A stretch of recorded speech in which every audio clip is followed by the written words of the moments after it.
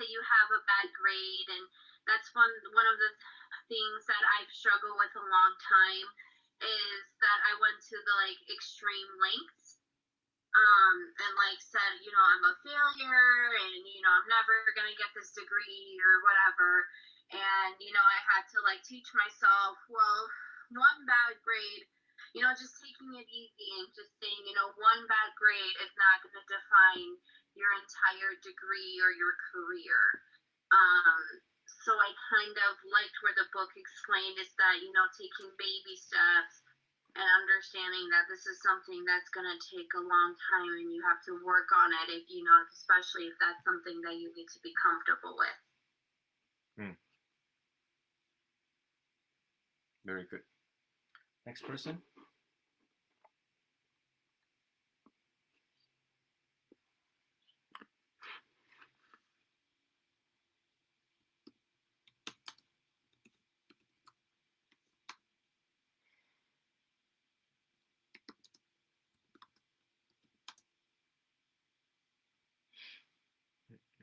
No one? No one has tips and advice on how to cultivate, develop self-esteem, boost self-esteem?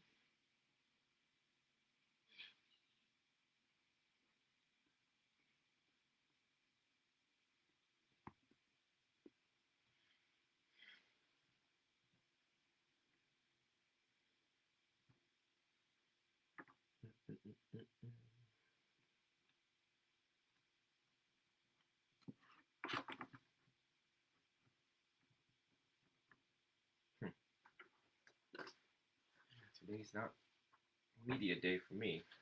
All right. Okay, all right. Who would like to read page 225, the beginning of chapter 15? Get you guys to participate more and get active in here rather than just sitting here listening to me all day long. So who would like to read chapter 225?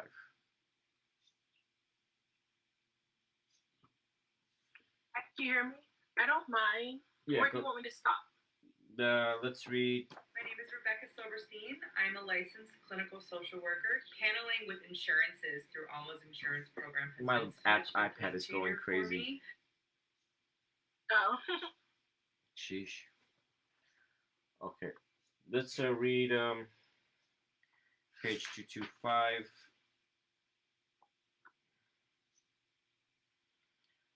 All the way to 227. Okay?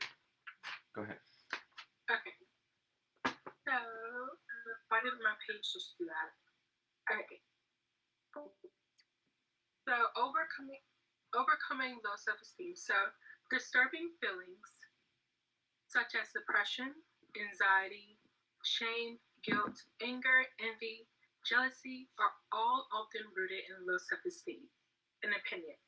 If you're prone to experiencing these feelings, then you may well have a problem with your self-esteem.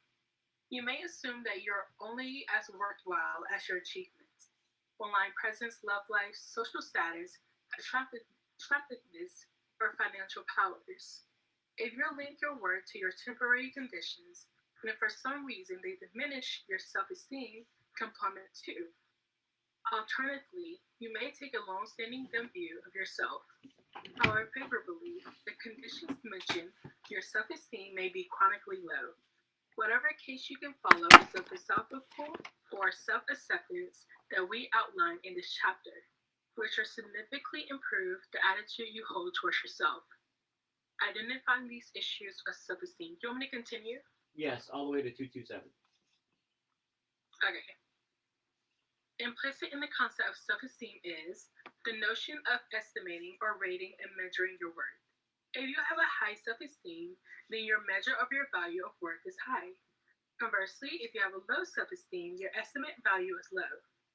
Condemning yourself globally is a form of overgeneralizing, known as labeling or self-downing. We talk about this in chapter 2. This is thinking of errors create low self-esteem. Labeling yourself makes you feel worse and can lead to counterproductive actions, such as avoidance, isolation, rituals, and procrastination and perfectionists. To name a few, examples of labeling or self-downing include the statements below. When you measure your worth on the basis of one of the more external factors, you're likely to go up and down, like a yo-yo, in both mood, self-concept, because life is challengeable. Developing low self-esteem. One approach to tackling your low self-esteem is to boost your estimate you have of your worth. The underlying problem, however, still remains. In lacking investment, your self-esteem can go down as well as up. Self-acceptance is an alternative to boosting self-esteem and tackles the problem by removing self-rating if you don't have a sturdy belief that your value is, I don't know how to say that word, but it says built in. You may have difficulty concluding that you have any worth at all, and that things go wrong. As a human being, you're a unique, multifaceted individual. You're ever-changing and developing, and lists a few things. So the following are the principles of self-acceptance. Read them, reread them, think them over, and put them into practice in your daily life. The principles are good sense, but we're leaving it up to decide how common things sense. The principles of self-helping. Thinking methods develop. But yeah. And it talks about Albert. You want me to finish this? Albert Ellis?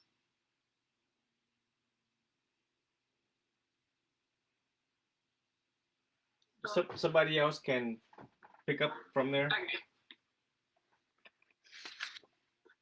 Somebody else can pick up from there. You left off on page 227.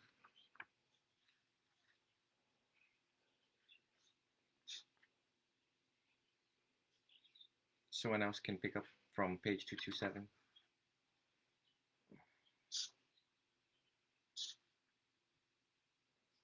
You guys hear me? Someone grab next page. Miss Valerie. All right. Is it 227? Yeah, she got done to page 227, right? Okay. So let's go to 228. Oops, sorry. Okay.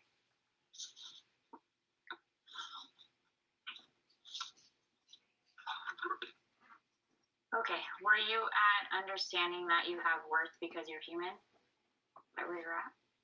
Page 228, Valerie. All the way on top. 228. Beginning of 228.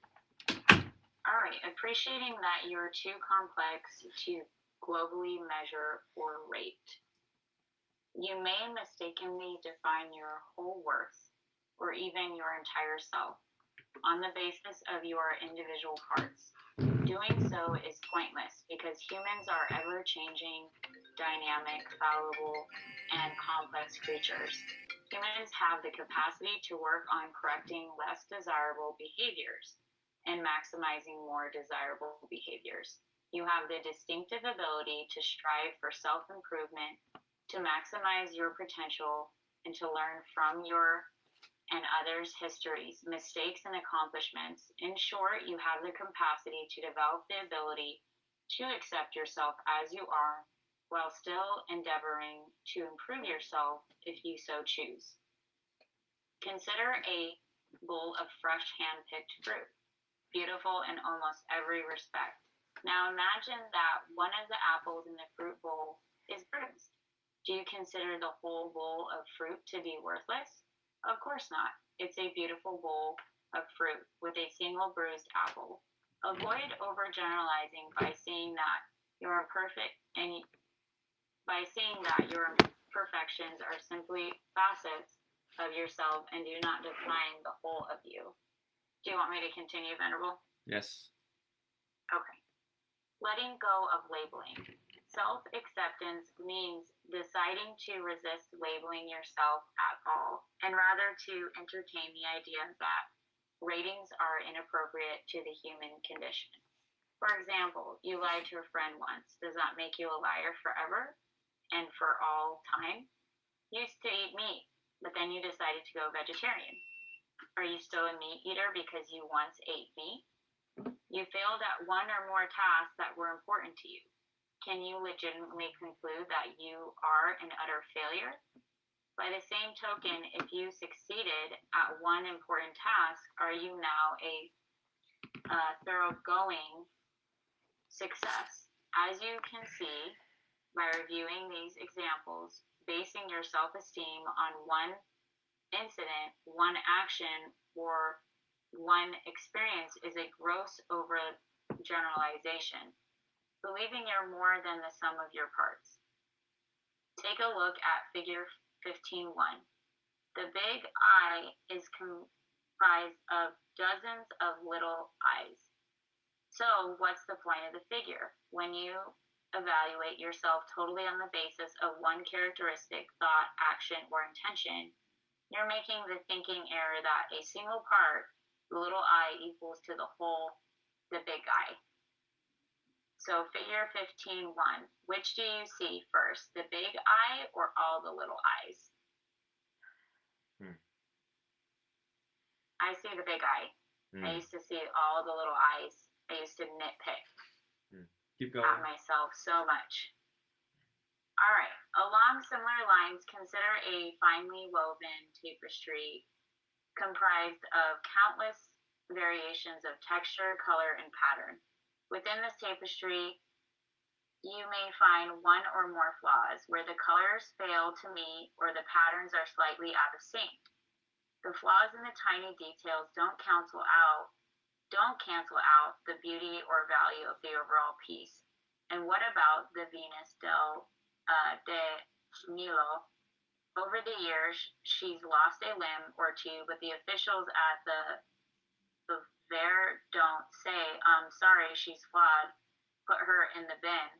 The fact that the statue is damaged doesn't diminish or define its overall worth. The statue is valued as it is, and the absence of arms doesn't negate the impact it has on our understanding of the evolution of art. If your child, sibling, or nephew failed a spelling test, would you judge them a total loser? Would you encourage them to think of themselves as a global failure based entirely on one action? If not, why are you doing this to yourself? Start acting in accordance with the belief that your parts do not define your wholeness. If you truly believe this, what do you do when you fail at doing something, behave badly or wickedly, or notice that you have a physical imperfection or character flaw? How do you expect to feel when endorsing this belief? Take a pack of self-adhesive notes and a large flat surface. A wall or a door works well. Or try a mate if she has a few spare minutes. Write down on one of the notes a characteristic that you as a whole person possess, then stick the note on the wall, door, or volunteer. Keep doing this, writing down all the aspects of yourself that you can think of until you run out of characteristics or sticky notes. Now step back and admire your illustration of your complexity as a human being. Appreciate the fact that you cannot legitimately be rated globally. Wow, that's beautifully written. There's a reason why I'm asking each person to read out of this chapter. Because you see, we have a very unhappy world. And it starts within who we are, why we are unhappy with ourselves. Now, this chapter talks about the uniqueness of each person. And so, therefore, we have a class of however many we have here. And I want you guys, the reason why I see the power of reading out loud is that you see it, and you see yourself doing it, and it applies to you. And you're like, wow, when you read it out loud, you put a lot of actions, a lot of your neurological workings in bringing all of these up to awareness, up to consciousness. When we stay silent and we just take it all in and not participate, it has very little effectiveness when it comes to learning one of the most important chapters of CBT. This chapter also explains why people are unhappy and they're always angry, or they're always nitpicking, or could never seem to find anything positive in their life. whether at work or at school. So when you guys pay close attention to small details in this chapter, you're like, wow, that explains why Susan, Betsy, Karen is always acting like that. This explains why Tom, Dick, and Harry is always like that. And this is where we cultivate compassion out of deep understanding in Buddhism. And this chapter directly relates to the next chapter, which is anger. You see, when we beat ourselves up over the smallest mistakes, or we find that flaw within us, and then we judge ourselves, we're so heavy on ourselves, then we make this global conclusion about us that we're unworthy, there's no value to us, any one of our characteristics, any one of the little things about us. Then we walk out and we're so self-conscious. All these seep within your subconscious very quickly, and it operates under the subconscious very quickly. So that when you walk outside and someone looks at you, in your mind you're like, can I help you? I apologize. There's something on my face, Karen.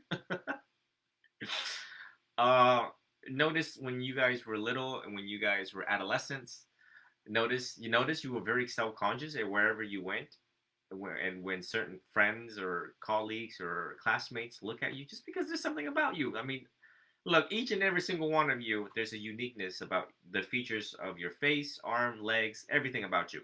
Okay, hair color, eye color, so on and so on. And some people just, it strikes them as you are unique. Imagine if all humans look the same. Imagine all humans sound the same. Imagine that would just be like Robot. That would just be like iRobot in the movie iRobot by Will Smith. And so it would just be like, oh, just another robot. Oh, well, just another human, right? Yeah, I used to work with Mara Lee. I used to be a jeweler, and Mara Lee described her husband as one who likes to go into the mall, sit there, and just watch humans. I was like, what? That's a thing? Watching. I had a school resource officer, Officer Smith, which after my graduation in high school and upon his retirement, he wrote in an article in the St. Pete Times as he is a man that likes to go at night and watch owls through his binoculars. Well, he's a police officer, so I would imagine he's tired. He's so cute. Valerie, open mic, Valerie, open mic. Sorry. I know I'm cute, thank you. No, I'm not talking about you. I'm talking about my cousin Jacob, all right? Not Hernandez. I heard it. So anyways, back to Officer Smith, is that he's probably so tired of looking at humans that now he go look at owls at like 2 o'clock in the morning. I read the article and I'm like, wow, I guess I've seen it all. The uniqueness in birds and owls and humans, simply put. So, when we see that we're all interconnected with this one little small world of 8 billion people, we all suffer. When people truly see the first noble truth, that we are all subject to suffering, they would beat themselves up a little less. And as they stand there in the train, in the subway, and they watch people who are sitting, the old woman who is sitting, the young girl who is pregnant on the left, the guy who just got out of soccer practice, they realize that everyone is suffering. Everyone is going through the same thing you're going through. And they're not there to judge you. So take it easy. No one's there to judge you. No one has something to say about how you look and or what color shoes you have, or they're so deep in their world, they're living in their minds. Just like how all of us are living in our minds. This is why a person can be in a room filled with people and say, I'm still lonely. Can be in a crowded place in New York City, filled with people, laughing, giggling, smiling, joking, talking. And yet, you can be part of that crowd and say, I am the most loneliest person on this planet right now. New York, right in the middle of Times Square.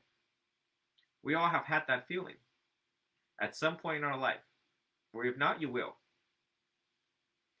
The mind left unrestrained, left unattended to, will do that to you.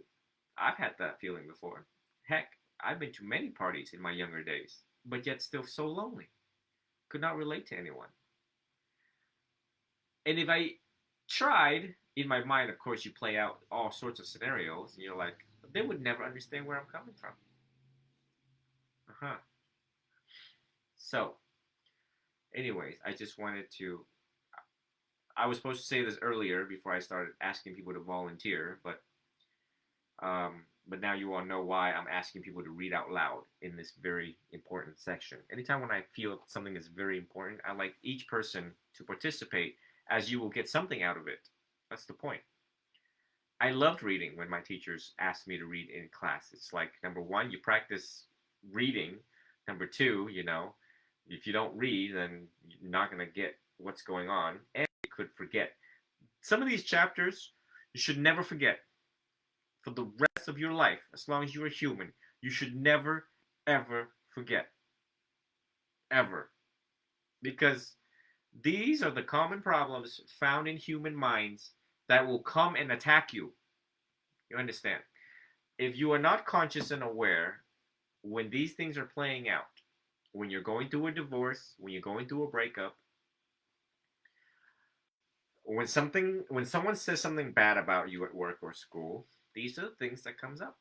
You have to be able to catch it. This is no different. This is mental hygiene. This is no different than remembering what constitutes diabetes and what constitutes high blood pressure. So if we told you 180 over 90, if that's just an example.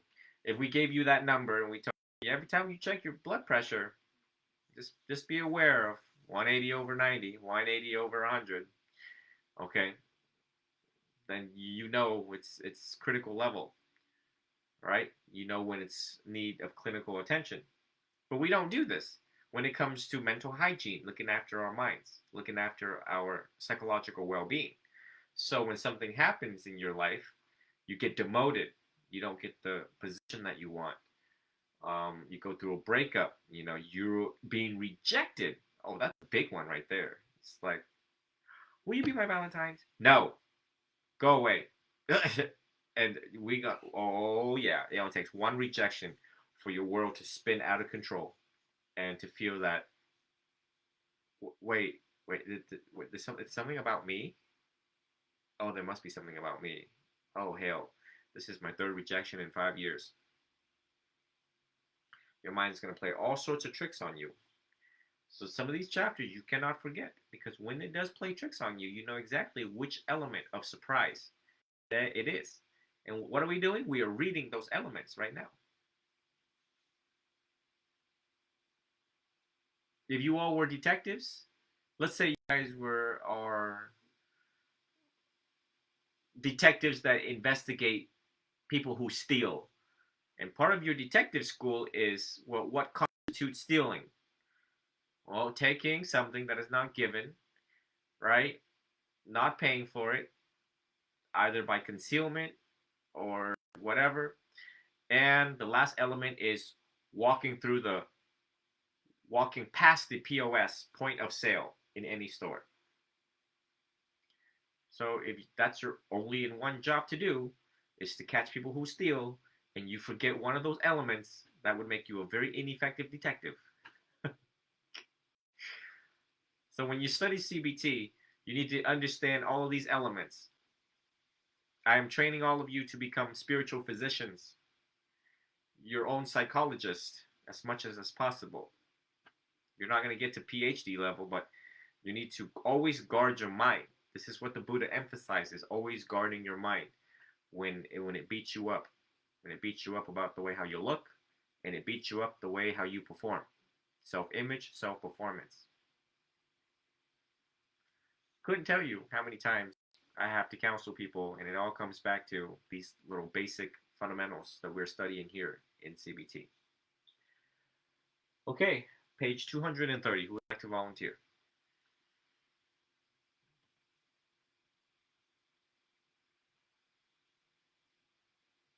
Can be the same person, can be a different person. I don't care. I just want you guys to read.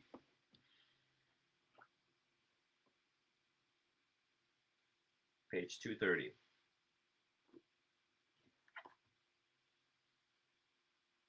Line, yes. The 6 steps. Page 230 in the 3rd edition. You have this edition? Yeah, it says the 6 steps for talking and listening. No, this is page 230, Acknowledging Your Ever-Changing Nature, chapter 15. My bad. You have the physical book, or are you on PDF? PDF. Yeah, page 230, all the way on top. Acknowledging your ever-changing nature. Like, when can I read it too? Lulu, you like to read it? No, but I want to read it. I want to see it because I don't know where you guys reading from where. You don't have this edition?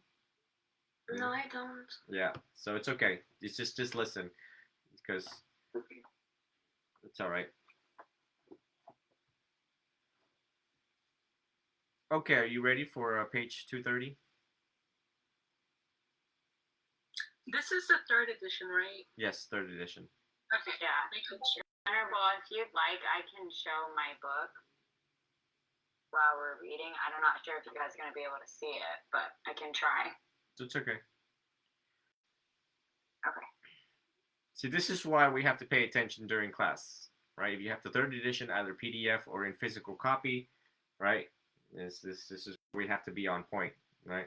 The fact that I can't see people's faces and the fact that people are hesitant and reluctant to participate lets me know that you guys are probably playing PlayStation 4 while listening to me.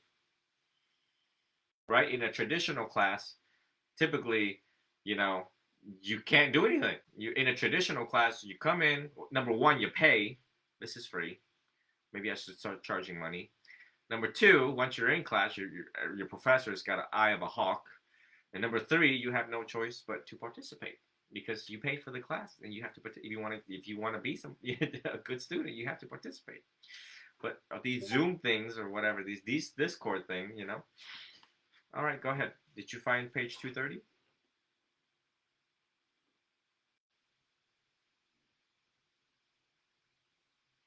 We are still scrolling. Anyone else would like to read page 230? I have 230 if you can find it. Yes, go ahead. Forgiving. I'm on the PDF though. It says forgiving flaws in yourself.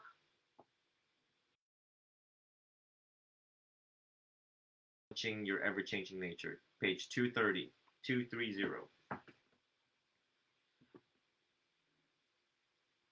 I have it in that as well. You guys, I just took 2 pictures.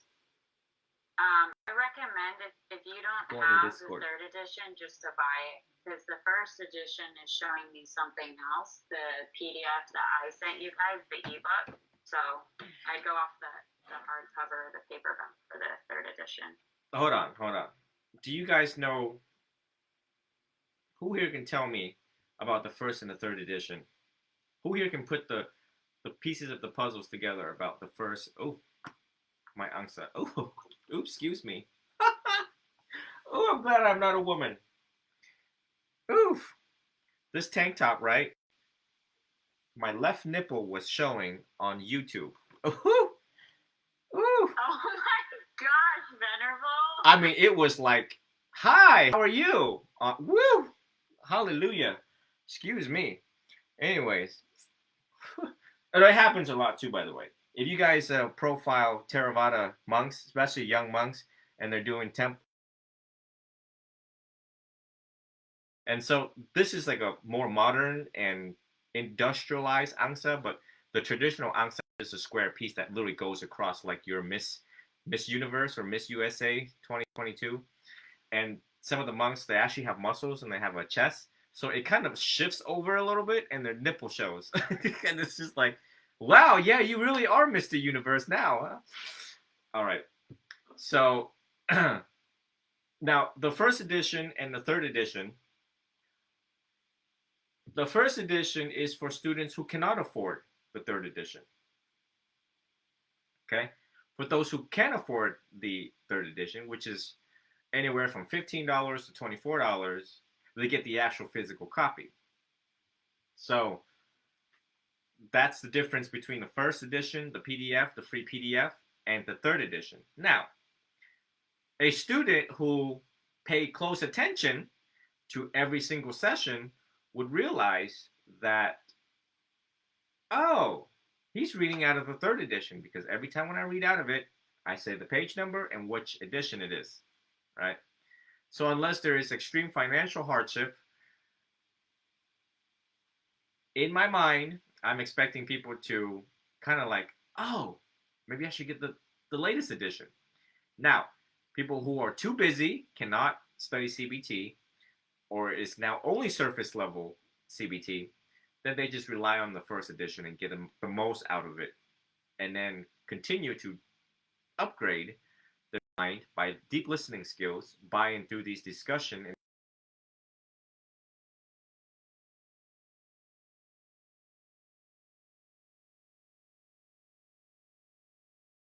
Doing this on a large mass scale level, meaning however dozens and hundreds of students, whoever, I'm measuring everybody. Not like I'm putting a microscope on each and every single one of you, but I just wanted to see who's dedicated, who is curious about CBT, who is willing to spend the time, who is willing to do the homework, who's actually doing the exercises, who's doing all these things. Out of my own curiosity, and to conclude my own personal research, so that I can design a better program after the completion of this Discord. I can come up with more programs, because I'm trying to figure out why people are lazy, why they're not lazy, who's participating, who's got kids, who's got school, who's got to pick up grandma, who can't be here, how many people are late. Usually when we start, how many people come in later. I'm measuring everything. So that's what people don't know what I'm doing. See, I pretend like I don't, I'm like, huh? Does someone read? Trust me, this teacher is not dumb. My job, I just know a student who is dedicated and stay dead on point, dead on track. That's the one. Every professor have an eye like that. Every professor is looking for that one student. If they're lucky, maybe two. So, all right, go ahead and read page 230. And then after today, you guys can think about getting the third edition. And this is weird, because I don't see the third edition in the workbook. But the first edition has a workbook that accompanies it. So regardless, if you have the first or third edition, if you really care about your memory, and if you really take the words suggested here to heart about remembering the elements of CBT, if you want to be bulletproof and never suffer again in regards to self-esteem, self-concept, self-value, all of these chapters that we've gone through about emotions, blowing things out of proportion, so on and so on, a diligent student would get the workbook and really do the workbook and really do the exercise. If you dissect your mind and separate the components, untangling the tangle, that's what's going on here. It's that we're trying to untangle the tangle. We're trying to compartmentalize our minds and separate each one. Self-esteem over here, anger over here, selfishness over here, delusional thoughts over here, hallucinating thoughts over here. We're trying to separate each one and work on each one. Each chapter is designed to do that. Does a great job of doing it. Without the CBT structure, you would just be just in a hairball, of problems.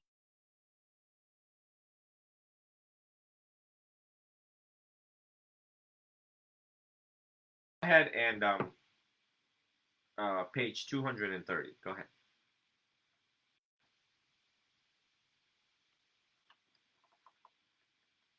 Okay, start as a human being, correct? And where do you want me to end?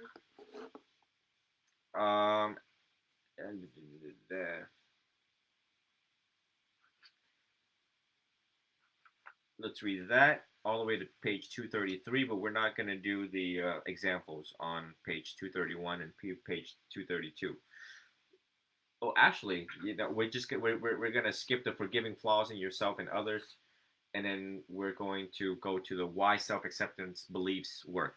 Okay, so read page 230, skip 231, and then page 232. Actually, hold on before you start. I'm all over the place tonight. Okay. Who has any questions so far? Any confusion so far based on what I have said?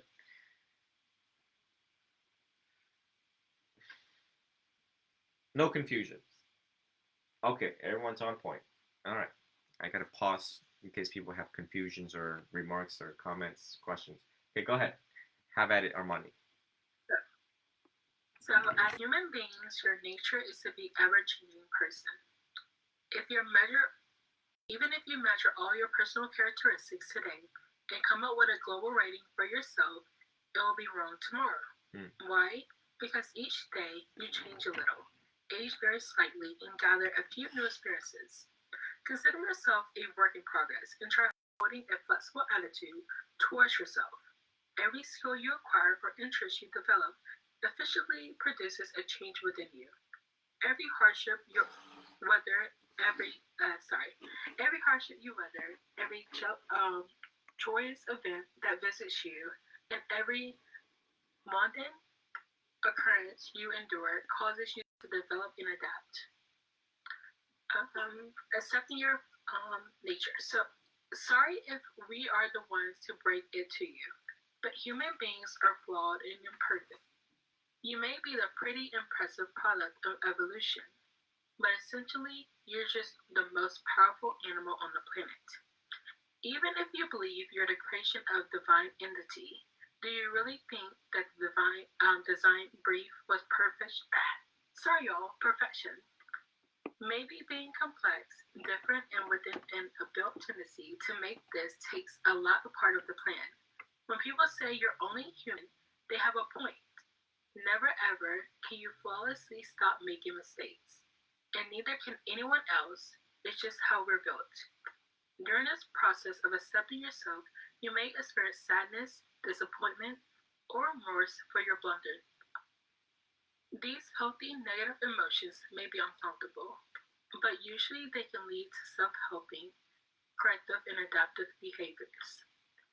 Self-condemnation or self-depreciation, on the other hand, are likely to be led to far more intense, unhealthy negative emotions, such as depression, hurt, guilt, and shame.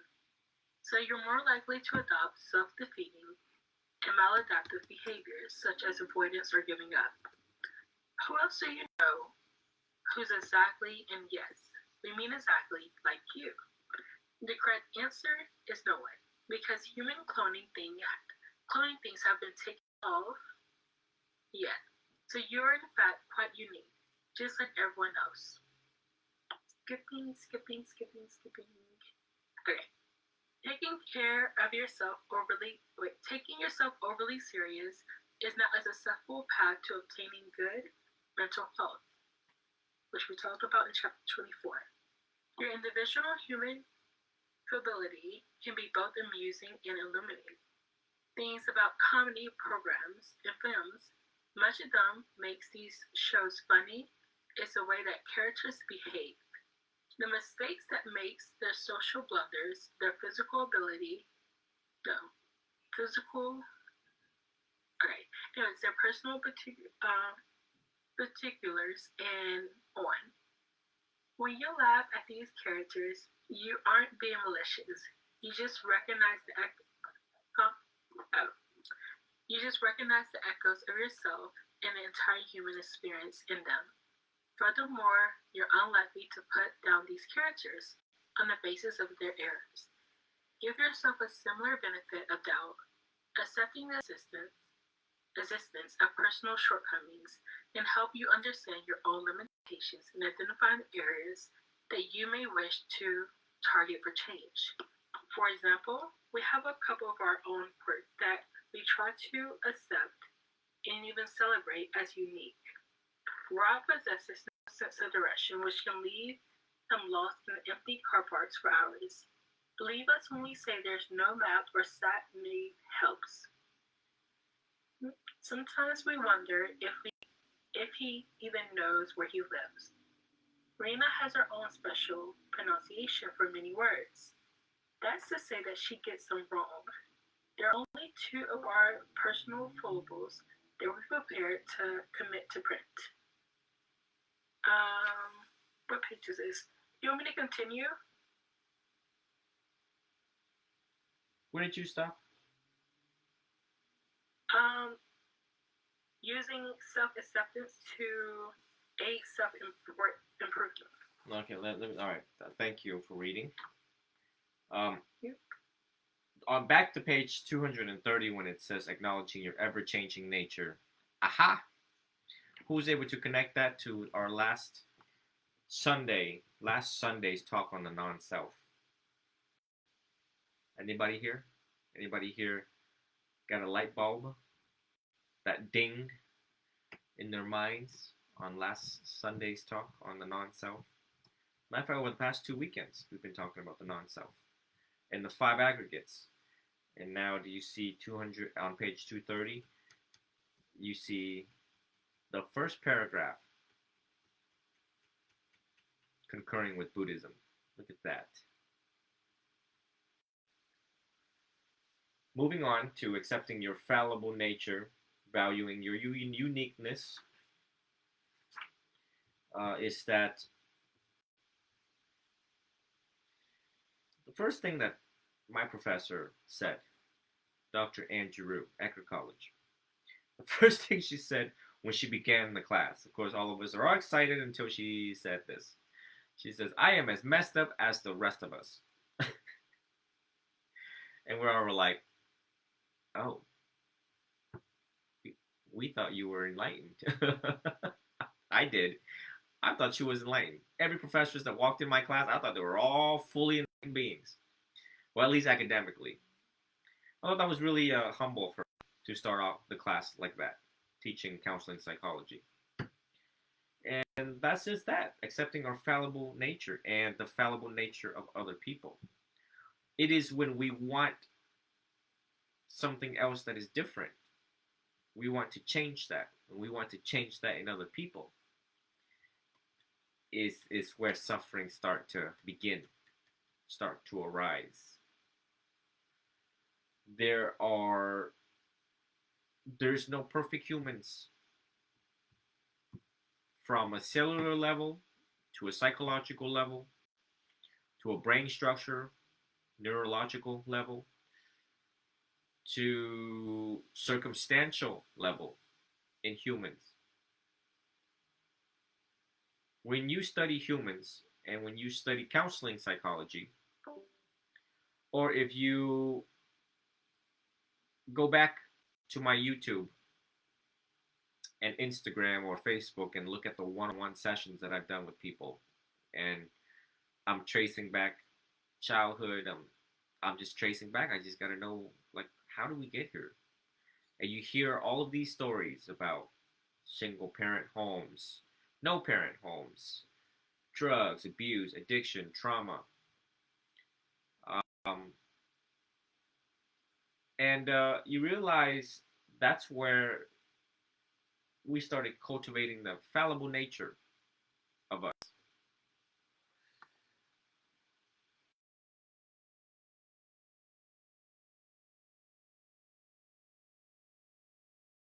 To others that we see on TV, Times Magazine, whatever. We see the outer image elsewhere in the world and we're like, Well, I want to be like her. I want to be like him. Why can't I be like her? Why can't I be like him? Why do I have these deficits of skills, deficits of qualities, and so on and so on? Well, because you didn't raise up, you didn't grow up a certain way as expected. Things happen along the way that was traumatic, that based on the causes and condition, uh, lead us to where we are today. Let me let me read this real quick as it relates this chapter and the next chapter that we're moving into.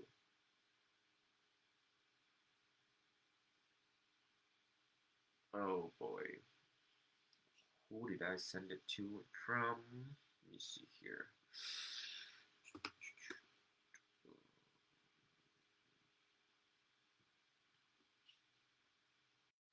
Hmm.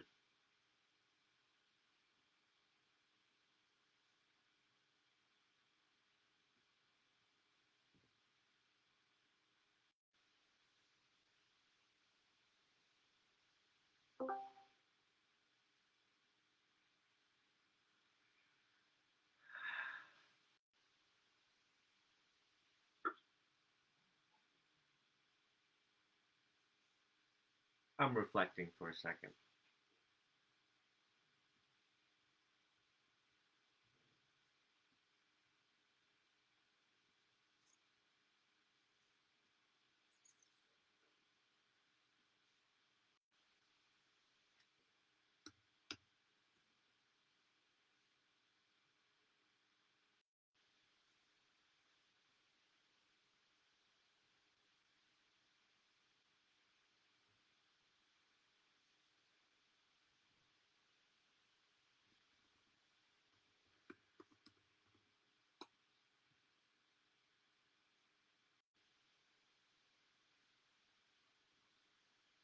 Oh, it came up.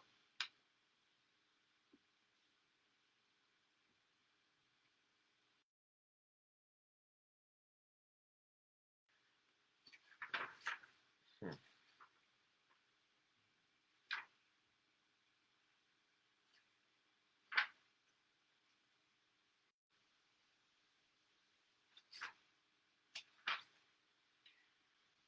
I I will reserve this article about Will Smith in the next chapter as it has to do with trauma. It, um, I don't want to jam this article in. It could confuse people. Um, but it's a very interesting article. It opens up a lot of insight when it comes to fallible nature, trauma response, and anger. But I'll wait until we get there. It's a very insightful. And if I have to send an article to my email and preserve it, it's really good. Really, really good. Okay, so some of you are very young. I mean, the youngest one on here is 13 years old, and so of course, young, you have lack of life experience when it comes to fallible natures, unless you have lived. In my case, 34 years old, but as an interpreter, both law and medicine, I get to watch all sorts of fallacies, fallible natures in humans across the board. 90-year-olds making mistakes of a 20-year-olds, and I'm just like, what? You I can write so many books on the things that I have seen in my career. So, so I can. That's all you guys need to know is that not everybody's perfect. We all have fallible natures, both big and small, and we're all working on it. The fact that we're here is an indication that we're trying to do something about it, and we're taking steps towards that. Right? Don't 90 and then realize, oh, oh, I'm supposed to change this part at 90. Okay, well, I think you've delayed a little. Valuing your uniqueness. Listen, one day you're gonna find someone that's gonna love you and your uniqueness, your birthmark. They're gonna love you for your tone of voice, the way how you say things, the little weird things about you. They're gonna love it. Well, that's they're looking for it. People who accept you for who you are will find all sorts of ways to express all the little things about you mean so much to them. Um, and we try to hide all these little flaws when we're dating or going out in the world, right? And we're with a partner. We're just like, oh my God, he could never find out about this about me ever, ever. I will take this to the grave with me. But the more we try to hide it, the more fear it evokes. The more fear we evokes, people can see that. People can see that. You're not you, you're not true. Be you and be true. I couldn't tell you how many times I've said that. Be you, be true. You are who you are. Accept that. Well, this is also part of not giving up. Okay? This is also the art of not giving up. Simply put, when are you going to, love you, accept you for who you are? There's some things we can change. There's something we cannot. By the way, the art of not giving up. I gave a TikTok on that one, and it blew up like I think 200,000 views. It's because we care way too much, and we have to strike that balance about what other people think of us, what we think of ourselves, and how we operate thereafter on a daily basis. We have any remarks, comments, questions so far in the middle of this chapter so far?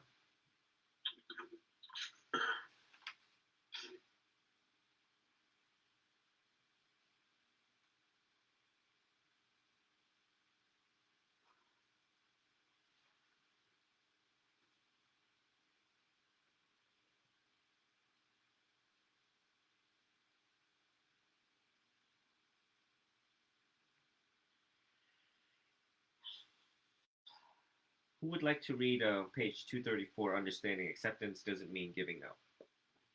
Page 234.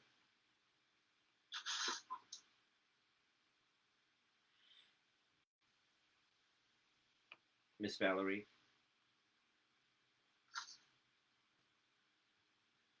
All right. Just give me 1 second.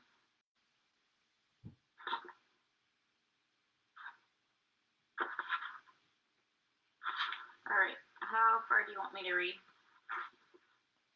It's all the way to the next page in being inspired to change. Okay. Now consider two very different responses to the interview. Response A. Oh no. Leaves the Oh no. Just go all the way down to understanding that acceptance doesn't mean giving up. We don't have to do the examples. Oh, okay. You're saying in the example of Wendy?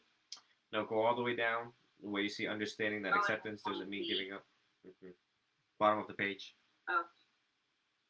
Okay. In response B, Wendy is understandably disappointed with how the interview turned out.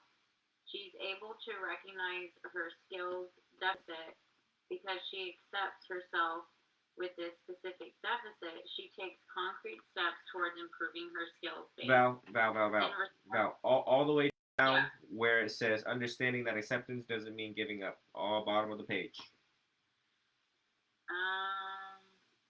Page 234, all the way down. Understanding that acceptance doesn't mean giving up. All big bold letters. Oh, okay. The example of Wendy, we don't suggest that she must resign herself to a life of unemployment simply because she's been somewhat left behind by technological advancements. Why should she? Clearly, she can do things to ensure that she stands a good chance of getting back into the job market. In Wendy's case, self-acceptance means that she can view herself as worthwhile while getting on with self-improvement in specific areas of her life.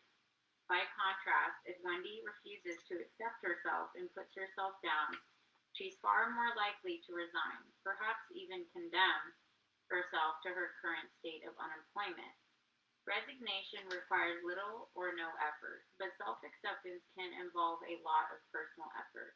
High frustration tolerance, HFT, is the ability to tolerate discomfort and hard work in the short term en route to achieving an identified long-term goal. In response B, in the job interview example, Wendy accepts herself and holds an HFT attitude. She's prepared to do the work necessary to reach her goal of getting a job.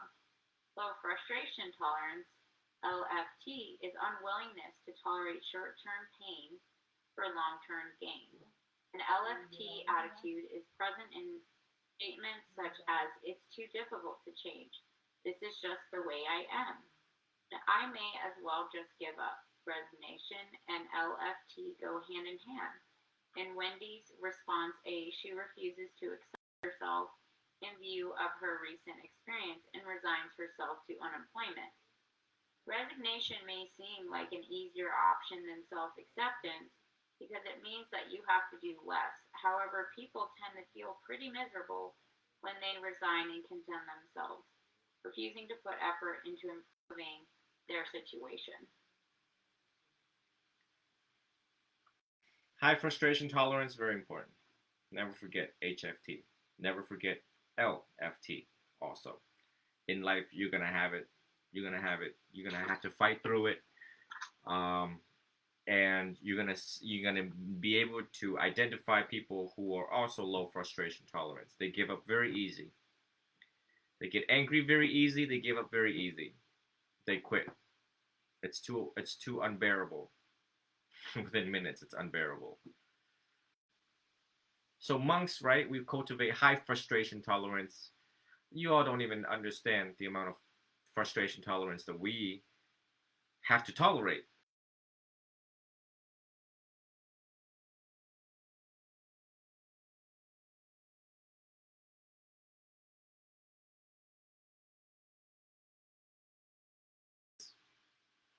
And for millenniums, we all had to endure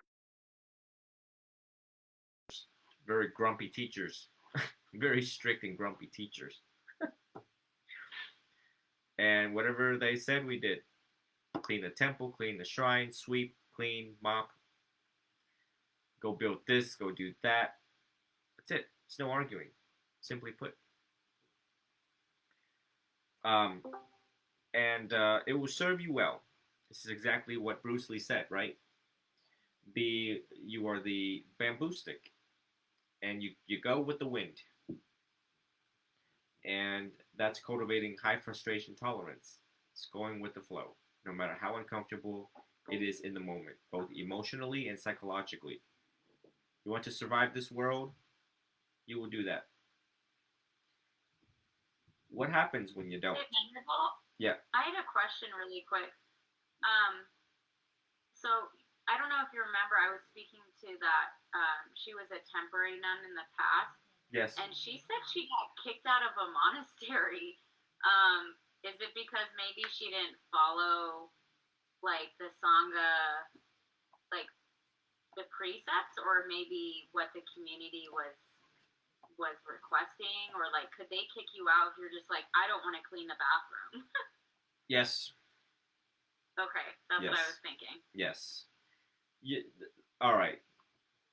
Let's switch subject to the monastery life as it relates to following instructions carefully. This is where I'm very honest to you all. I've been honest to you all. But you see the days of Ajahn Chah. You see, why do people seek out monks? Why do people seek out Buddhism? It's because they're sick and tired of being sick and tired. They want a way out. They want to learn the way out. We hold the key to the way out. And Ajahn Chah was one of them, Ajahn Mu, Ajahn Lee. These were all previously fully enlightened beings.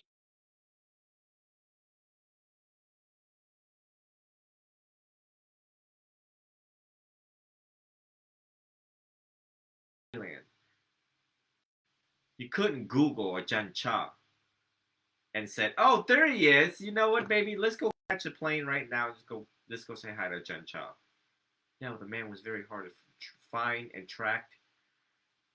A Jun, what is it, a Jun Lee or a Jun Moon? If you were dumb, he wouldn't accept you. Now, what is the definition of dumb? I don't know. I wasn't there. This is so I have heard. So have I have heard. So, you know, when you're there, you got to reflect. I mean, it's we can blame both the teacher and the students, but more so on the students. It's because you're there because you want you. We have an open mic, lime juice. You have an open mic.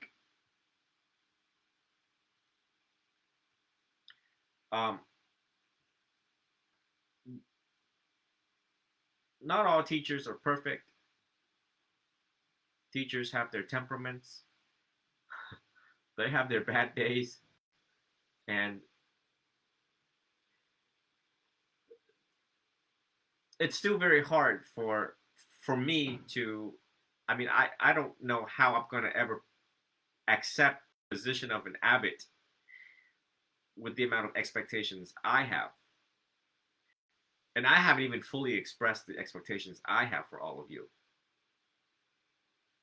I have decided to withhold my policies, certain policies. I have decided to withhold and not to implement just because just because I'm trying to measure you all first. I'm trying to measure modern day humans and modern day students as to how flexible they are, how they can tolerate pain, how they can tolerate things. I mean, they're already in here. You guys are already in here. People who are already in this class is because they're lost. Number one, they're lost. Number two, they're angry at themselves and at the world. So in this tradition, we are the Kalyanamita.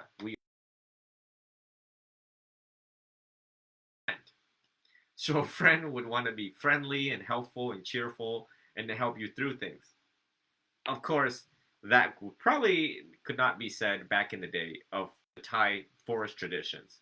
The Thai forest tradition is extremely disciplined with all of the previous teachers. And they have higher expectations. I mean, especially if you're from the West or if you look white, are white, looked white from the West, not Asian, and you crawl into a Thai forest monasteries, the teachers previously, the days of yesterdays, is that they have this impression already that the Western student is lazy, that the Western student needs to be disciplined more than Asian students. You know, they have all of these impressions already. So, it is what it is. So, you know, when a person is being kicked out of the monastery, number one, if you wanted to interview them, you would ask them, well, how did you contribute to you being kicked out? Simply put. But we also blame the teacher for not, I mean, they're humans too, and they're not arahants, or at the time of kicking the student out. I mean, it has to be quite severe. It's something to be investigated, actually. It's because one of the qualities of a Buddha is to be able to match the student's level and to use wise words to tame them. To tame them. Tame the student that needs to be tamed, right? And, you know, it's just, I'm pretty sure those Thai forest monks were not,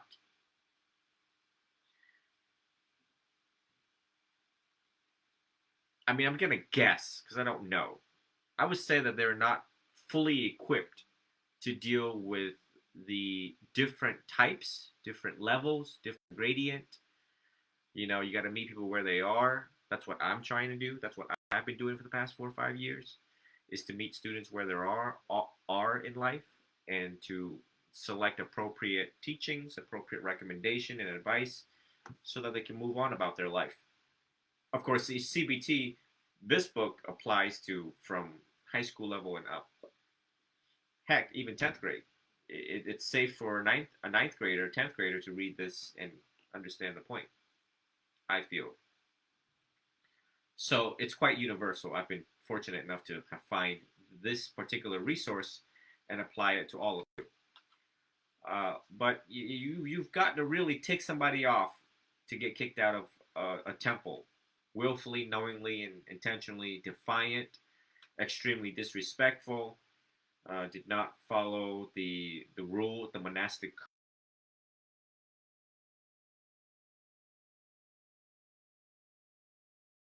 But again, I don't know this done. I don't know the circumstances around it. If any one of you, wanted to learn the monastic ways and to fully discipline yourself and the meaning and definition of discipline yourself in this lifetime, one should think about traveling to Thailand or Myanmar and find a very strict teacher and study under them, under their supervision, under their guidance. It would change you very much so.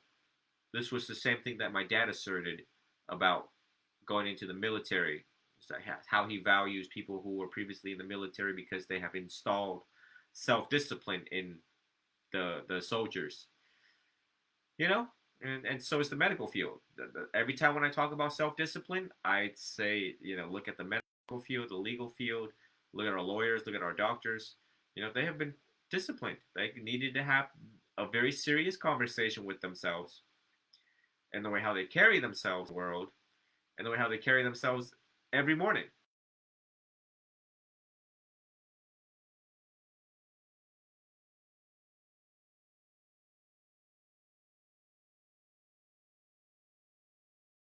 I know what to look for in a doctor.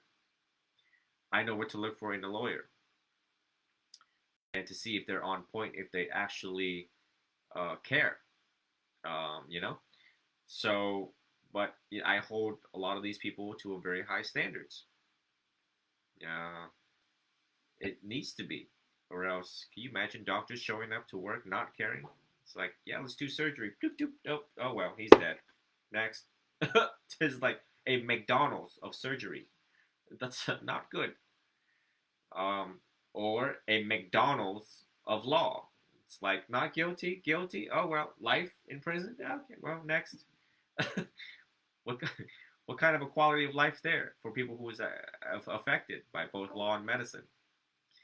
So the discipline thing is a very, very important aspect in a human life, and proper self-discipline leads to proper practice in this tradition. Period.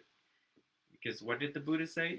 Everything the Buddha have said, you can meditate on for a lifetime. It will take you this lifetime and more lifetimes to come to fully understand the point of the Buddha.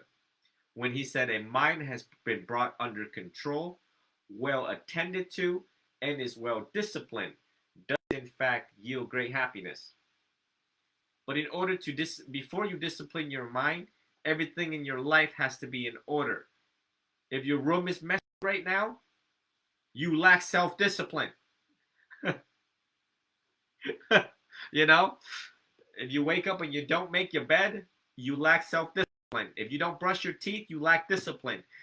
If you don't put the toilet up, down, whatever, So let me use some layman's terms. If you half-ass stuff in life, then you lack the self-discipline.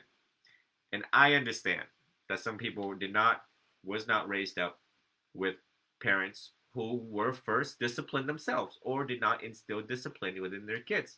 So of course, that's why people are not disciplined. It's the causes and conditions per family, the causes and permissions per dads, role models, etc., etc. So that actually leads back to the fallible nature of a human, right? The fallible nature of a human. So anyone who sees the value, the intrinsic value of these things, or however the teacher carries themselves, and you like that quality, and you want to cultivate that quality, you would gravitate towards that teacher because you're like, wow, I was raised up quite disciplined by a military lieutenant father, So therefore, later when I went into this tradition, I actually liked it because I was like, oh, wow, really strict teachers, just like my dad. And whatever they told me, I was like, oh, okay, all right, I'm gonna do it. You know, I objected less. So you just learn so much about yourself when you try something. Whether you are disciplined or not disciplined, try something new. You know, challenge yourself. You know, if you challenge yourself, you learn new things. You discover things about yourself, and you inspire others down the road. You see the threefold benefits there. And if you don't, then you'll be stuck in your old ways and your old days. Simply put. Actually, all this has a lot to do with self-esteem too. It's because when you take, or let's say you're wheelchair bound tomorrow or next month or next year, you're gonna be, oh man, you're gonna blame yourself for all sorts of things. I did the best I possibly could with the time that I have, with the people that I was with, and the resources that was available to me. Or you're gonna be proud of yourself. You're like, well, I'm wheelchair bound. I can't really do much. And I can't really blame myself because when I had full function and capabilities of a human, I did it. With the time that I had, with all the jobs I was juggling with, yeah, I found a teacher with the people that I was with and other students that was like-minded like myself. With the resources that was available to you, yeah, the Venerable gave me a free book, PDF, and Val gave it to me. And I had resources to fall on. And I did study diligently. I studied my ass off, one could say. Right? That's what common students say. Any diligent student would say that. I studied my tail off, my tailbone off. So this is part of living the good life, is self-discipline, and it cultivates self-esteem. Self-esteem is also rooted in accomplishing things, setting goals, challenges for yourself, accepting who you are, knowing your weaknesses, knowing your strength, channeling your strength to achieve that goal, and in achieving that, as closest to it as much as possible. And then realize that, wow, I did it. You know. So, you know, I grew up wanting to be a police officer, but that had a lot of self-doubts when I was younger. So finally, one day I just decided, you know, after completing CBT at age 20 something, I says, I don't care if I get hired or not. I know that I had 3 pages of traffic ticket, and I'm like, I don't care about it. I don't care about a lot of things. I'm gonna prove it to my darn self that I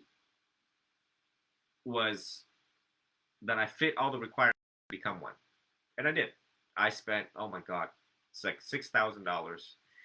Went down to the, you know, Manatee Technical Institute, tests, lab work, polygraph, physical exercise. Finally, everything, all the results came in. Everything was perfect, head to toe.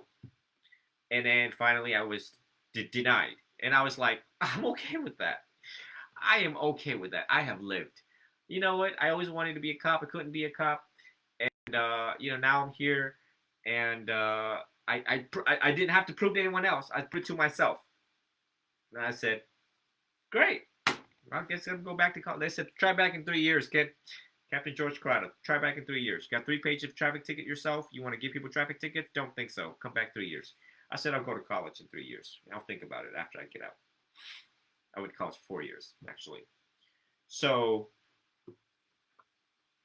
now I get to sit in front of you and you just analyze everything that I have done. I mean, I'm trying to inspire you all by and through my own actions. You know, who here can say that I'm a lazy teacher? What evidence do you have to prove that I'm a lazy teacher? Everything is recorded live, by the way. See, one can say, yeah, G-Dow is lazy because he just uploads. Like, we don't even know when he uploads. You know? Yes, ma'am. Wham, bam, thank you, ma'am. Yes, ma'am. You know? I have lived the blameless life. As blameless as it is ever going to get. You know? Trust me. Just analyze your teacher. You chose me for a reason. And look at how I live my life. Look at how I lead. Right?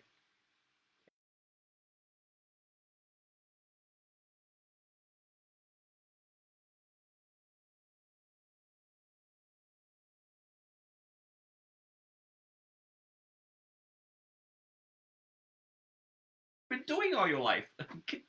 You know? So if you want to go back to school, do it. Just do it.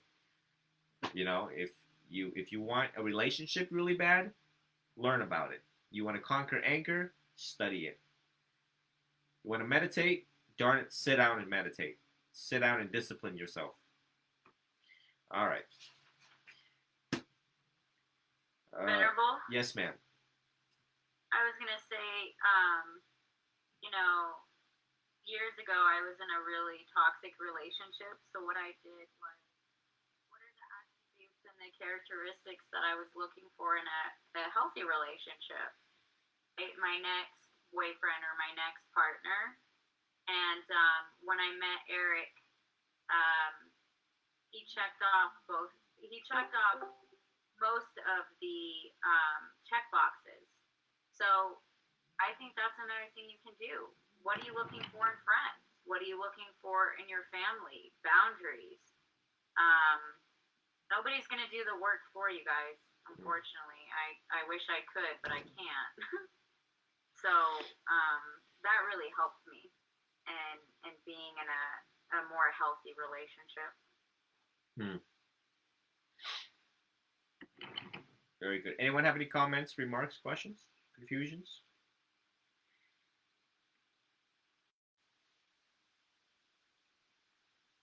We have a new student that just joined, Shiba. Shiba, are you just now joining us? You have any questions? You'd like to introduce yourself?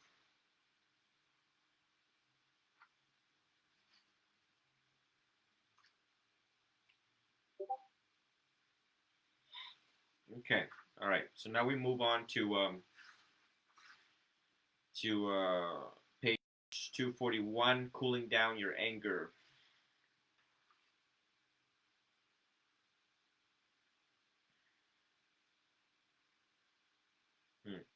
Interesting.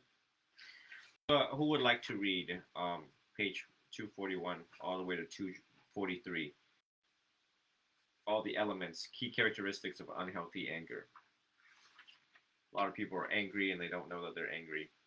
They're angry and they're in self-denial that they're angry. They're angry because they don't even know what constitutes anger. Anyone would like to read?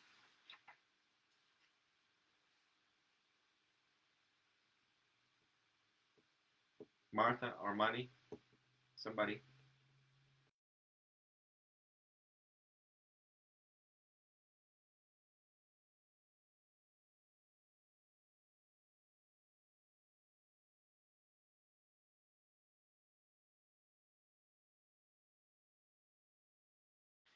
Anger is a pretty common emotion, however.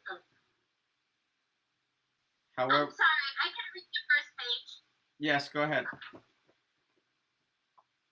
Anger is a pretty common emotion. However, anger is also increasingly recognized as an important emotional problem. Anger can be bad for your relationships, your health, and your self-esteem. In the battle days of psychological treatment for anger, people were encouraged simply to get it out, often by beating pillows to vent out their fury. The result, just like anything you practice, these people got better at being angry. The notion that expressing your rage can get it out of your system is something of a myth. More often, you bind yourself up further, generating more anger. A better solution is to get the grips with managing your angry feelings responsibly and to master skills that can help you feel to less angry less often. CBT often clears an effective management of anger by tackling the thinking that underpins your anger and helping you express in a healthy manner. This chapter focuses on CBT techniques that can help you deal directly with your feelings of anger. Should I keep going? Yes, ma'am. Yes. Discerning the difference between healthy and unhealthy anger. Essentially, two different types of anger exist, healthy and unhealthy. Healthy anger is helpful annoyance and irritation. This is the kind of anger that spurs you on to assert your rights when it's important that you do so. Unhealthy anger is unhelpful rage and hate. This type of anger leads to leads you to behave aggressively or violently, even in response to the mild of unimportant provocation. Unhealthy anger can also mean you bottle things up and you vent your anger indirectly, sometimes called passive aggression, or take it out on innocent parties. All emotions have themes, that is, the set of circumstances or triggers for which they arise. Themes for anger include someone breaking one of your personal rules or threatening your self-esteem through word or deed. Another anger theme is frustration when someone gets in the way of you reaching your goal. The triggers for healthy and unhealthy anger are the same. Behavior responses they typically produce are very different. Both anger types are also associated with different ways of thinking and intention and focus. The key characteristics of unhealthy anger. Unhealthy anger is far more likely than healthy anger to cause fractures in your personal relationship, create trouble in your career, or land you in prison. You're also likely to feel more physically and emotionally uncomfortable when you're unhealthy angry. Several ways of thinking typically underpin unhealthy anger. The way other people must or must not behave, insisting that other people do not disrespect, insult, or ridicule you, demanding that life conditions and other people don't get in the way of getting what you want, overestimating the degree to which people deliberately act in undesirable ways towards you, assuming automatically that you're right and the other person's wrong, refusing to consider another person's point of view and to accept others' right to hold a different point of view. Common behavioral characteristics associated with unhealthy anger include the following: attacking or wanting to attack another person physically or verbally, attacking another person in indirect, also known as passive aggressive way. For example, trying to make someone else's job difficult, taking out your anger on innocent parties such as another person, an animal, or object, plotting revenge, holding a grudge, attempting to turn others against the person you believe has behaved undesirably, sulking, looking for evidence that someone has acted with malicious intent, searching for signs of an offense being repeated, being over-vigilant for people breaking your rules or acting disrespectfully towards you. Common physical signs of unhealthy anger include the following: clenched fists, muscular tension, especially in the neck or shoulder muscles, clenched jaw, tremble or shaky, raised heart rate, or feeling hot. Thank you so much for reading that. Thank you. No problem. Anyone has anger problems besides myself? I do. I got anger problems. My name is Jidao and I have anger problems. Who else?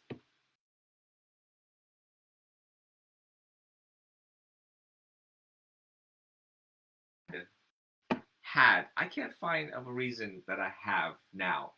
It irritated, frustrated, yes, but I don't think I get angry now. It's just because it's, again, lack of deep understanding. Anger arises. It's like someone cuts in front of traffic, for you, and it's like, WTF? You really? Because we don't understand their behavior, so we jump to conclusion. Then we get angry. Well, there's a lot of causes for anger, actually. It's just something that I But is it okay when you're angry and start to be mad and but you don't hurt anyone or do like crazy stuff? You're just angry alone and you be calm and then you go back to your normal stuff? I would rather people be angry to themselves, by themselves, than to act on that anger on other people. However, it is not healthy for your body. Yeah, you're at exactly. Like, is it okay, like you're angry, but you can still control yourself and you don't hurt anyone, like you don't make anyone mad or give him the same energy, but you're angry, but like it just, yeah. you still control it.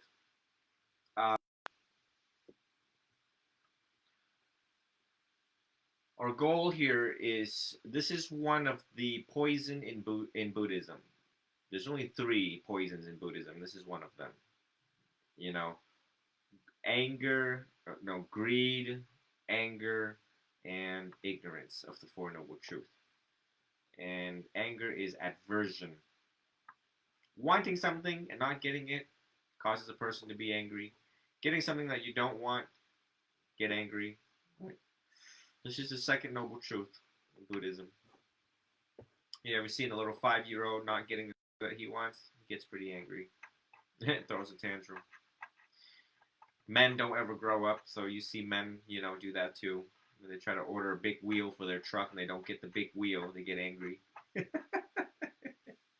When they fix a car and they can't fix a car because something technical in there, they get really angry. They throw the wrench, a window, There's a lot of causes for anger.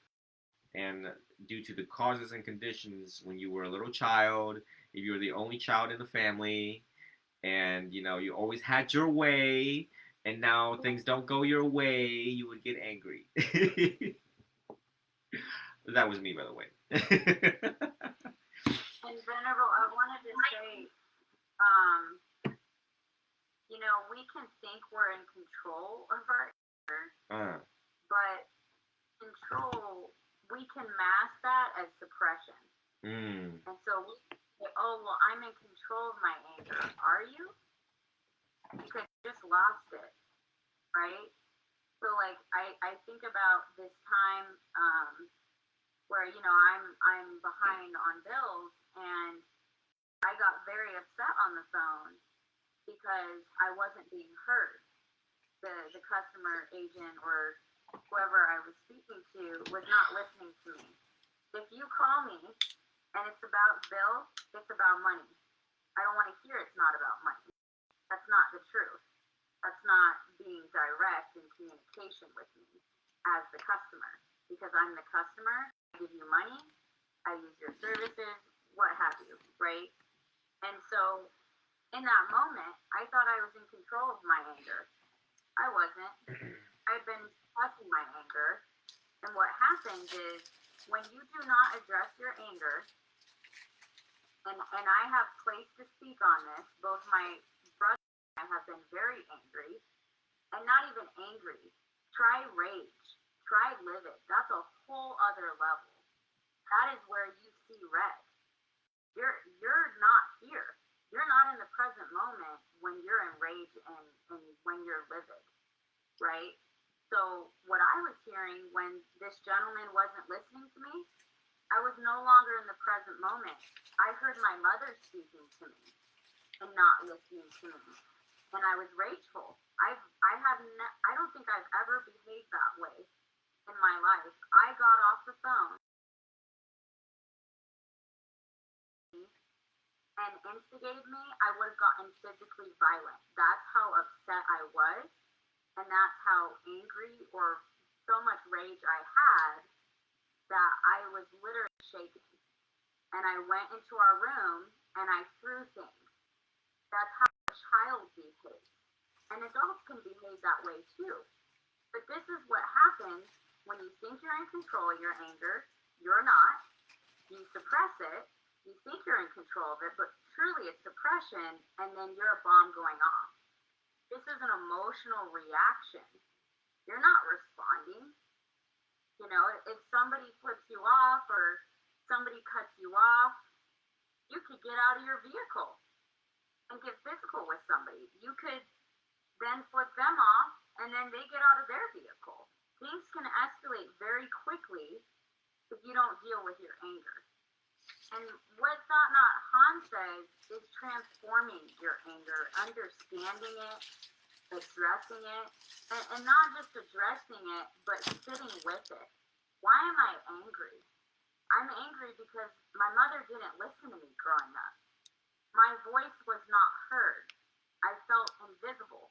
That has nothing to do with this gentleman on the phone who's trying to help me with the bill. You you see that difference between being in the present moment, right, with somebody who's trying to help me, and being in the past? These are things, you guys, you cannot run from. I'm telling you right now. You continue to run from anger, you're the source of that. That's not going to affect anybody else but yourself. Everybody can. I'm sorry. Hold on 1 second. Everybody can hear me on Instagram, right?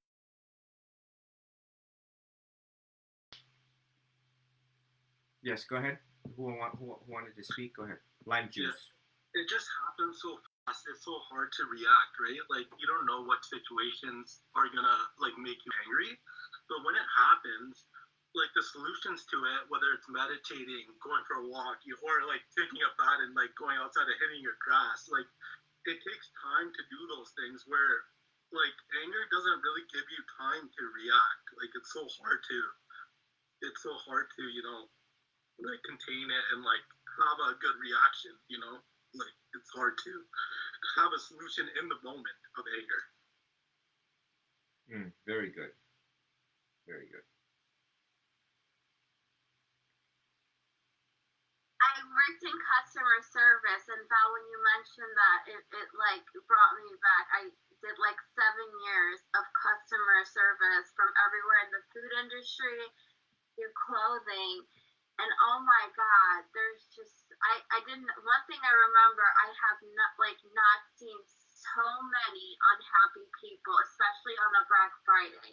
Like, God forbid, if we ran out of something, like, I've even witnessed like a poor 5-year-old almost getting trampled because there wasn't enough underwear or something. It was just, oh my God, that's one thing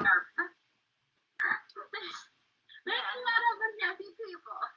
Well, when I see that, Martha, because I worked in a call center for 8 months and I have the utmost respect for customer service agents, but don't call me telling me about a bill that I haven't paid and then tell me it ain't about money. I'm not going to play those games. Remember, we only have one life. We only have so much time. I'm not wasting my time. I know it's late. I get paid on this day. This is how much I'm going to pay you. The conversation's over at that point. You notate my account and then the call's over. I know how call centers work because I worked in one. And I'm very to the point, right? Because I got other things to do. But in regards to addressing anger, you can address it through mindfulness, through a mindfulness practice, and through awareness. You say, I'm angry right now. Why am I angry? I'm angry because of this. How can I address that right now? You know what? I'm going to remove myself from the room. I'm going to go home. I am going to leave school. I'm not going to talk to this person anymore. I'm going to tell them, you know what? I'm angry right now. This conversation is over because I don't want to say something hurtful. When we don't address anger and then we react, you're falling victim to anger. You are. And you can continue to do that. And then guess what? Now you're a slave to anger. So you can do this through a mindfulness practice. Thought Nhat Hanh has a meditation, a walking meditation on anger. But yeah, you can address it. It's really difficult. But a mindfulness practice has helped me awareness. Hey, I'm angry right now. Okay, what are we gonna do about it? Well, I'm just not gonna do anything about it. Okay, you're gonna be angry. Nobody else is angry, just you. That's how I see it. It is kind of black and white and an all or nothing. But I don't know, do you want to be angry or do you not want to be angry? That's how I see it. That's how I've addressed myself, to make myself laugh and to not be so serious. Anyone else?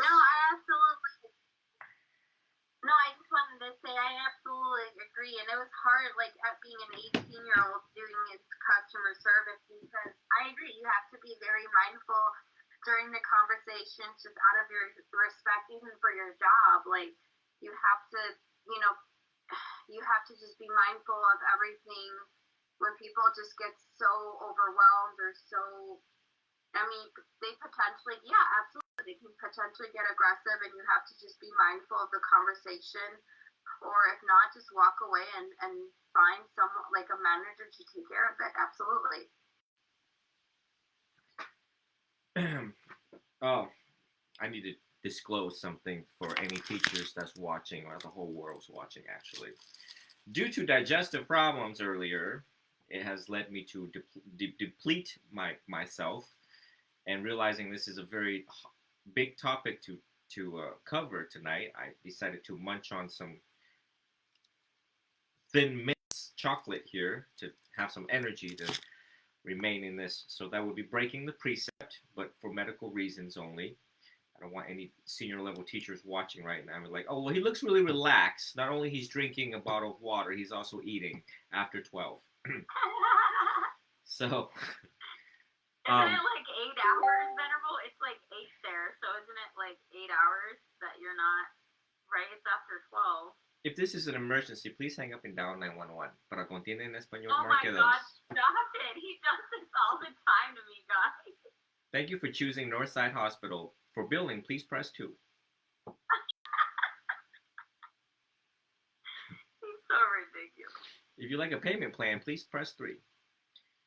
So when it comes to anger, it's exactly everyone here who contributed tonight.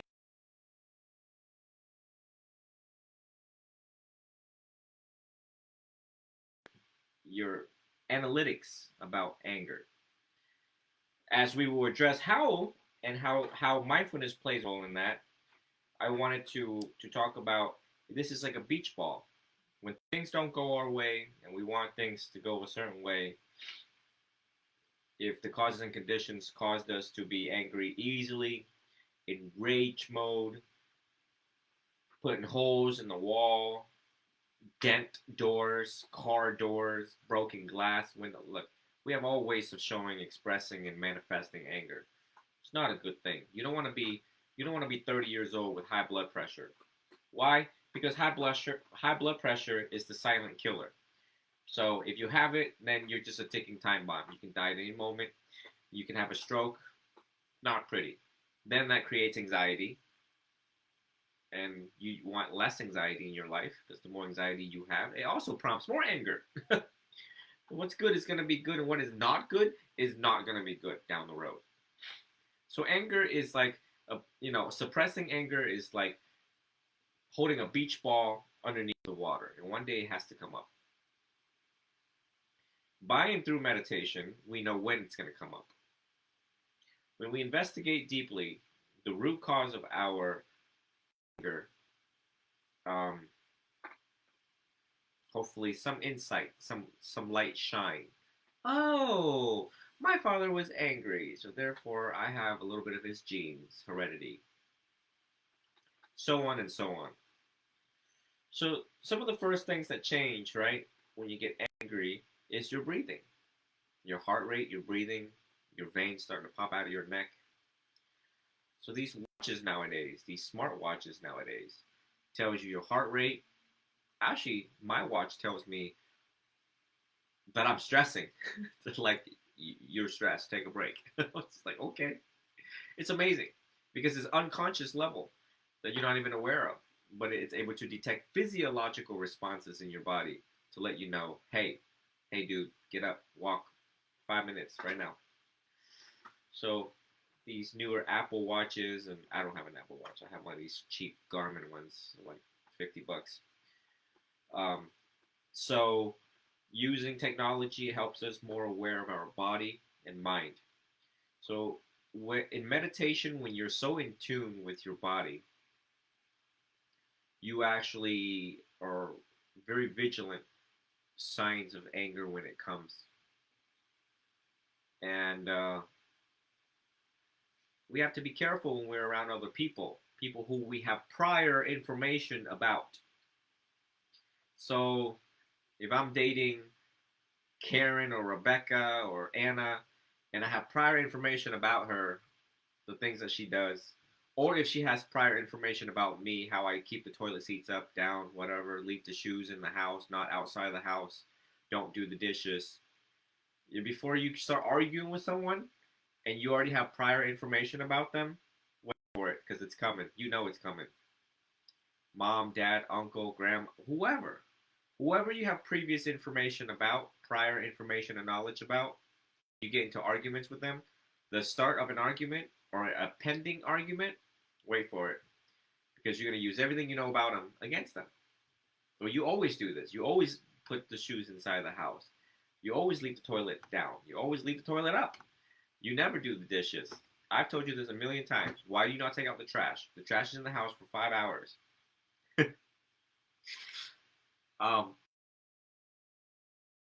Mindfulness meditation, helps us aware of our thoughts, of our feelings, of our physiological responses, our breathing, the clenching of the fist, the rhythm of the breathing changes. And when it starts to change, you need to now take wise action to remove yourself from the stimuli.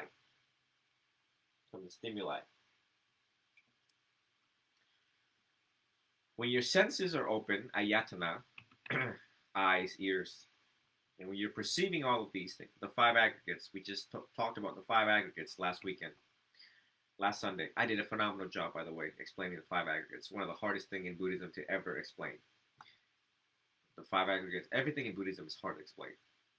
So,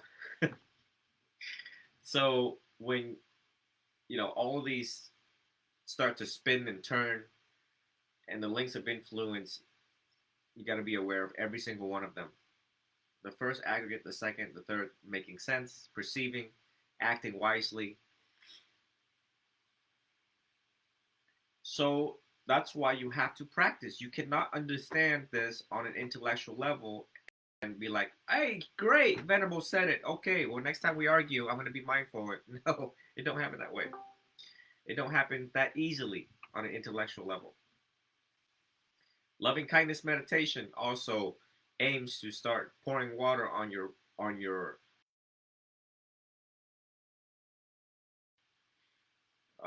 in the fire sermon, in the sutta, the fire sermon, talks about everything's on fire. Anger is fire, greed, lust, jealousy, everything's on fire, right? Your whole house on fire right now. So, realizing that we humans, and we have these active fires, that is just kind of there. Sometimes your fire a little smaller than others. My fire, when I was a young child, was blue flames. it was always blue flames. Smart people get angry very easily for some reason, for some odd reason. It's not odd, we know why, right? They get the point fast, quick. They're able to paint the picture quickly. So when someone ticks them off, they already know why. They already got the answers, or they think they have the answers, so they get angry very quickly. Donald Trump, ever see him get angry? Is he smart? I mean, he's a billionaire. One could assert so.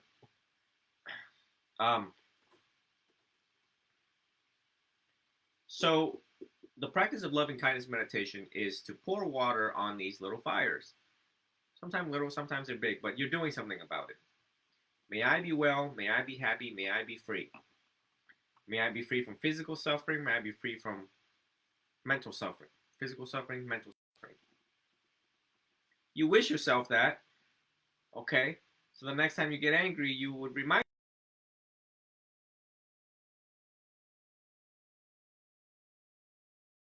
brain cells arguing with this fool.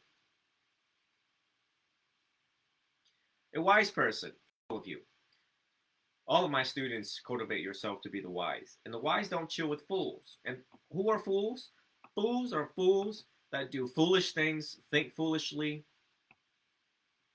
They walk, talk, their actions are foolish.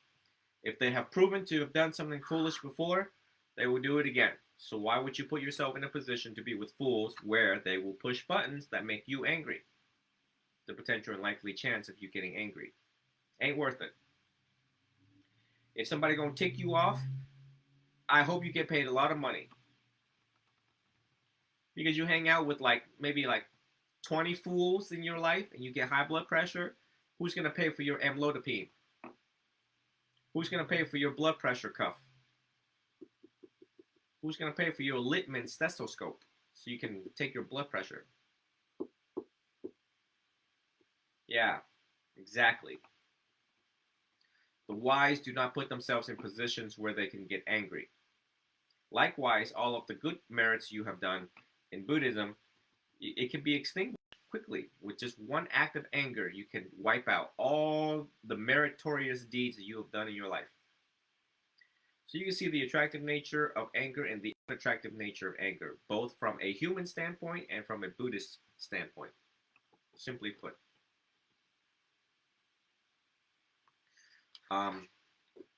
Any questions so far? Confusion, remarks, comments? So I used to work with kids, and I think that was like the best thing because you have to control yourself no matter what. Like if something happened or anything, like kids are not easy sometimes, so you have to control yourself, and I think that was the best thing for me because no matter if I had something happened with my relationships or anything, you have always to control yourself and be the best. So, and I think that was the best thing for me.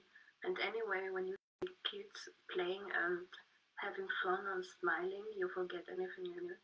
Like it's the best thing. So indeed, we need humans to survive no matter if we hate humans. Let's say we don't like humans, we hate humans, we don't want to be around them. They're annoying, they cost us a lot of money, they make us angry. Well, you gotta study humans. That's why if I were to say you should study three most important things in your life, it would be psychology, sociology.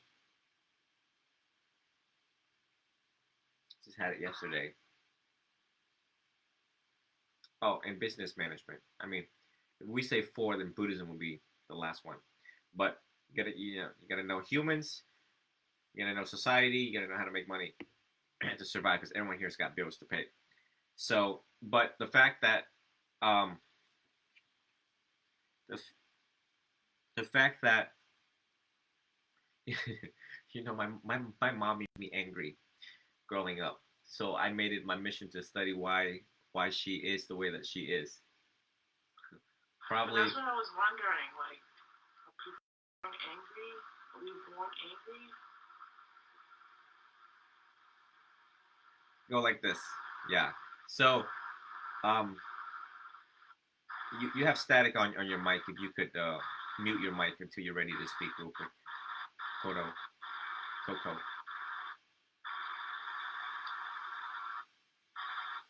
Coco, if you could mute your. Thank you so much. Or it's staticky for some reason. It's like. So when we talk about the neurological aspect components of the brain, is that number one, not everyone has a perfect brain. So there are certain circuits and synapses and wirings and firings of neurons, protons, electrons that programs a person to be more angry. The amygdala, the limbic system. There's a book on it. It's called The Angry Brain. I think it's been a long time since I opened that book. But again, there's the whole academic study of it. The science of anger.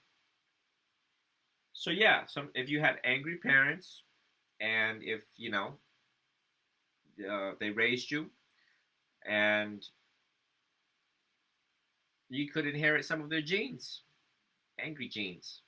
So your baseline is probably a little bit angrier than most kids, and like we've also seen previously, some people are so mellow, and we love being around mellow people. We're like, oh my God, you're so chill. I don't ever see you getting angry. It takes a lot for that type of person to get angry. However, in Buddhism, we cultivate deep understanding.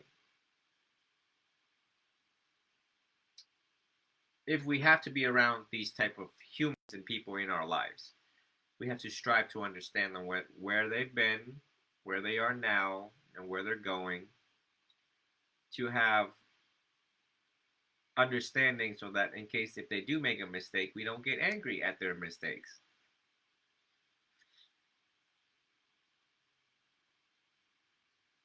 there are so many philosophies on anger.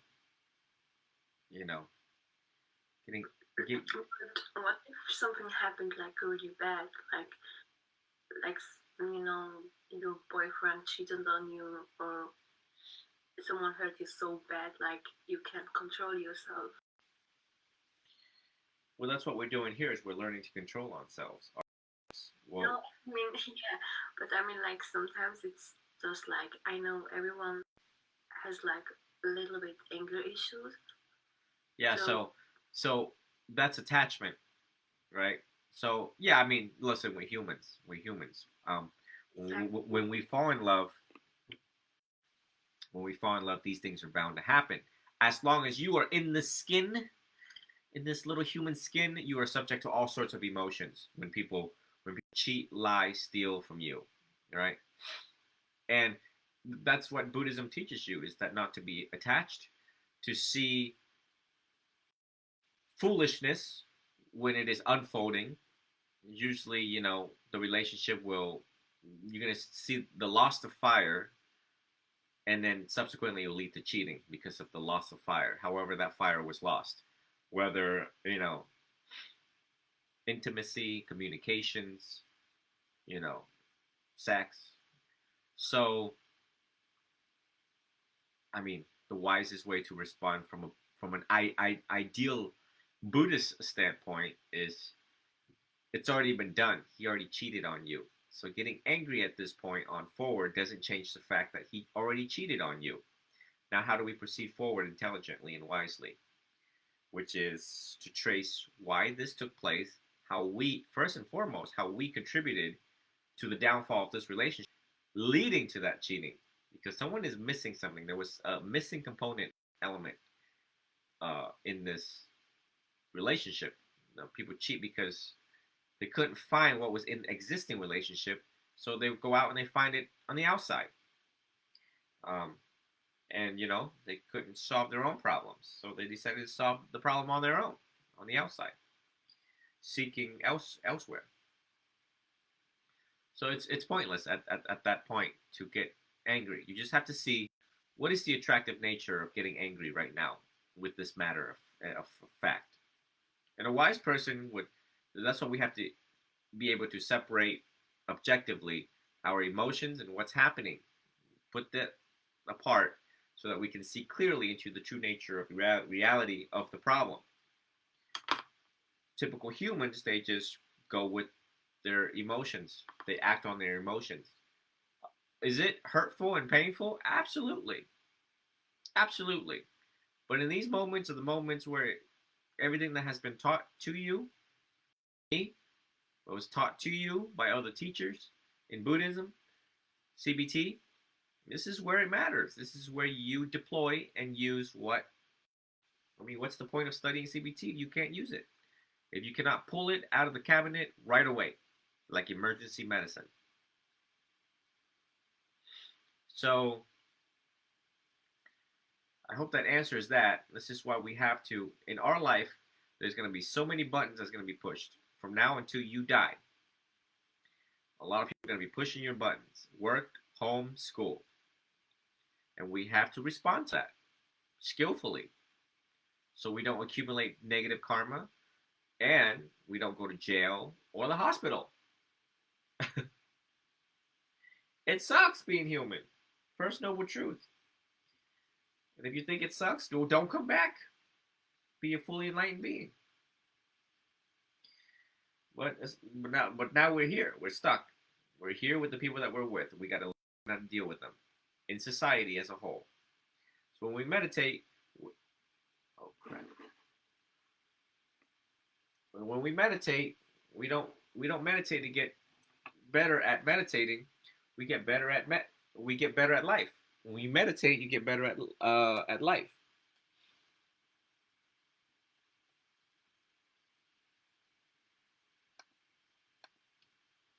Does that make sense so far?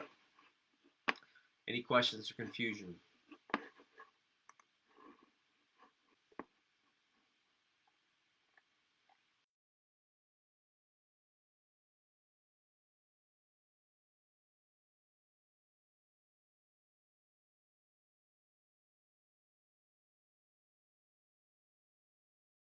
went to sleep.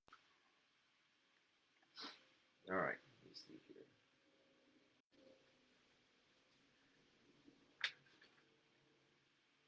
So, assembling attitudes that underpin healthy anger. Hallmarks of healthy anger. Hallmarks of healthy anger. Holding strong preference rather than rigid demands about how people should act. Having flexibilities in the rules you expect people to abide by. Strongly prefer that others don't insult or ridicule you. Desiring that other people and life condition don't get in the way of getting what you want. Thinking realistically about whether other people have deliberately acted undesirably towards you, considering that both you and other people might be right and wrong to a degree, trying to see the other person's point of view and recognizing others' right to disagree with you.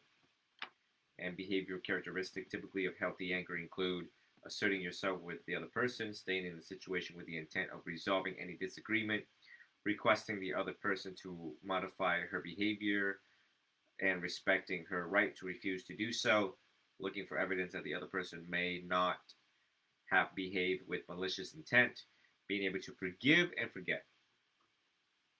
A lot of this can help your relationship with people right now. Being flexible and looking at our preference, flexibility and preference. Two main keywords in all that.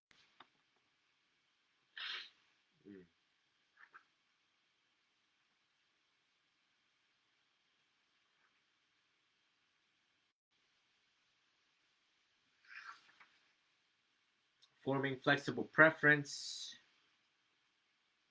accepting other people as fallible human beings. That was the last chapter, and I repeat it again in this chapter.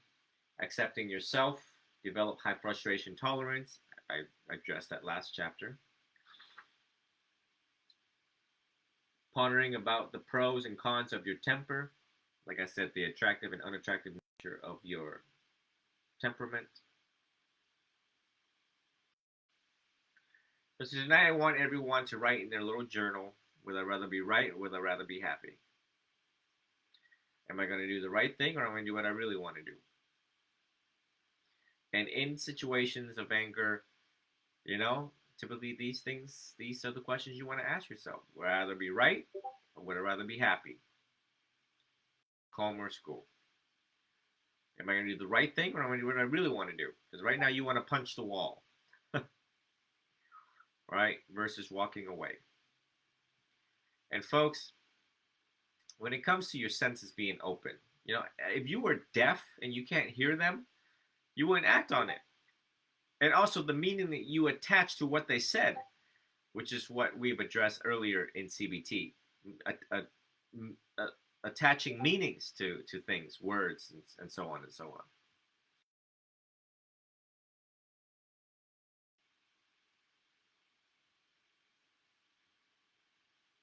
One of the biggest things that I have to learn. Do I have to be right or do I want to be happy? Well, and do you want peace or do you want chaos? More peace. I'm getting better at it. I used to be a lot worse when I was younger. Oh, of course. You don't need to talk to me. Most of my 20s was just pure chaos. But, you live and you learn. Do I want to live in chaos anymore? No. Okay, well then what am I going to do about it? Not going to surround myself with people who are dramatic, people who are negative, who are not doing anything with their lives and essentially not trying to become a better human being. That's just what I'm doing. That doesn't mean I'm not compassionate. I understand people go through things in their lives, but essentially if you're not moving forward, then you're either staying in place or you're moving backwards. One thing I want to talk about. Go ahead, Martha. I just said I wanted to say I agree, and also I feel like being an only child kind of did it a little bit, and I feel like, well, I'm always right then.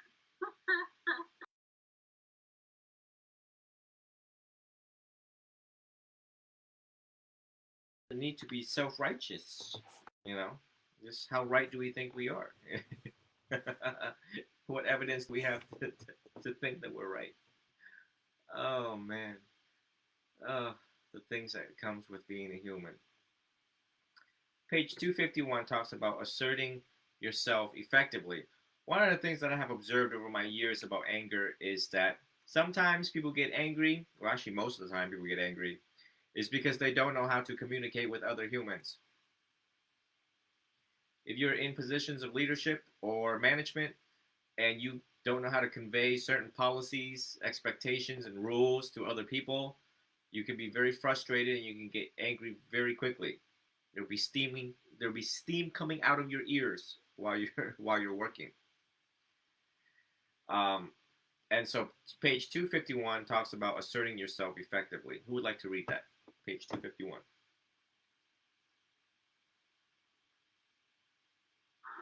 I can read. Yes, go ahead. Exerting yourself efficiently. Is that it? Page 251 is assertion involves standing up, and then it goes from there. Asserting yourself. Yeah, go ahead. Asserting yourselves for yourself, voicing your opinion, feeling firmly, so saying, erasing that your basic rights are considered, appreciating differences of aggressions, and that it doesn't involve violence, imitation, or disregard of rights of others. Using assessing rather than aggressive is more efficient in getting you what you want. When you're being aggressive, you're still in control of your behavior. But when you're unhealthy, it gates much of your behavior impulsive. People are more likely to respond to your wishes when you are being assertive simply because you're making yourself clear, not because they're afraid of your anger. Offering your aggression is about winning an argument and getting the other person back down and agreeing that you're right. Sedition is not about winning her. Rather than assessing these about getting your point across, but not assessing that the other person agrees with you or backs down. If you have a tendency to be angry and get verbally or physical aggression quickly, give yourself time to go and count to 10 or as high as you need to feel calmer. You can then counteract your next thinking and behavioral steps. Certification is a skill that you can practice. Many people with anger problems benefit from breaking down meditation into different calming steps. You want me to read the steps? Oh no, you're good. So I wanted to take some time to talk about this. You see, folks, so when they do something that ticks you off, and in your mind you're like, this is gonna keep on happening. How the hell am I going to keep this from happening again? That's what we want. We want prevention. So I know in those moments you guys will be angry, taking a couple minutes to yourself. You gotta cool. As soon as you get angry, take yourself out of the situation right away and say, I need a minute. Go in the bathroom, splash some water on your face, get some clarity, cool down, let your physiological responses calm down, let your body calm down so you can think clearly. Now, the art of persuading people, that's what we want. We want to persuade. We want to convince them not to ever do it again, repeating the same mistakes. And this could be a little child, not just an adult, but a little child, right? If you're ever going to become a parent and if you scream, yell, not going to do you any good. They will rebel and they will do it even more. So the problem will continue to persist. If you're doing it to an adult, you want everyone involved here, child, adolescent, or adult, to come to a place of understanding where you're coming from. If little Joey writes on the wall at home, then you would calmly talk to little Joey so that he understands, because they already feel guilt and remorse. Once you call them over and you're like, we need to talk now. Listen, they know when they're in trouble. So their own physiological response is already kicking in high gears.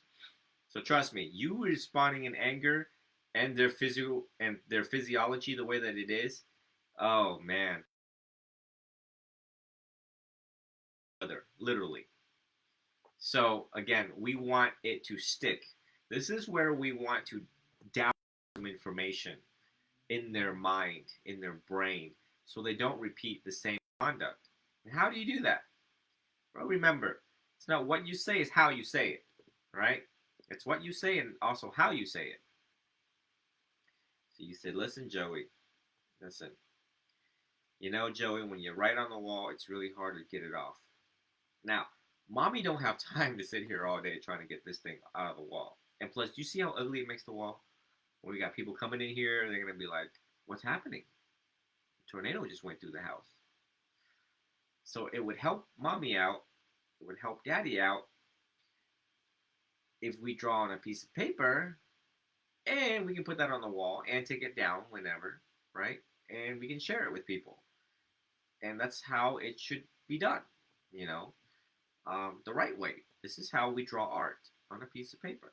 And we take a piece of paper and we demonstrate it and we draw with them, right?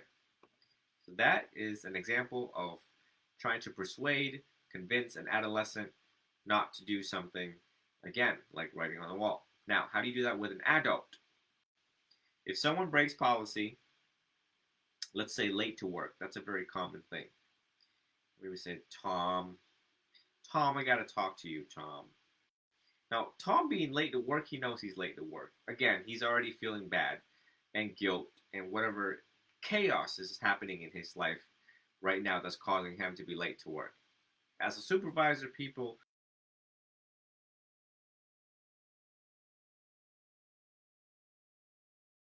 be gentle over others. Be gentle over them. So, how do we approach things gently? Is that with deep understanding, we realize that, well, he's late because there's probably issues in his life right now. When we look at the science of time management, holy crap, there is a whole can of worms behind the science of time management.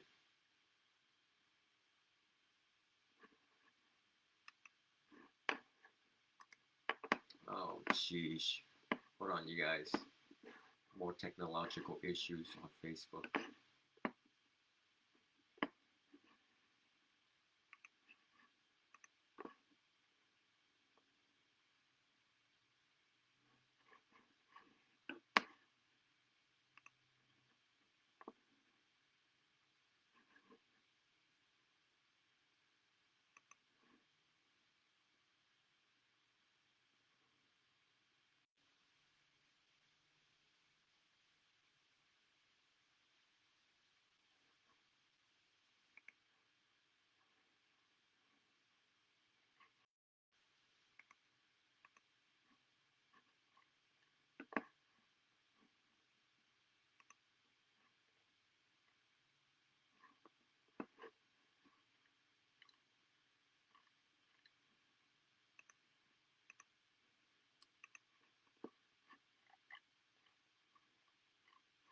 Okay, we're good now.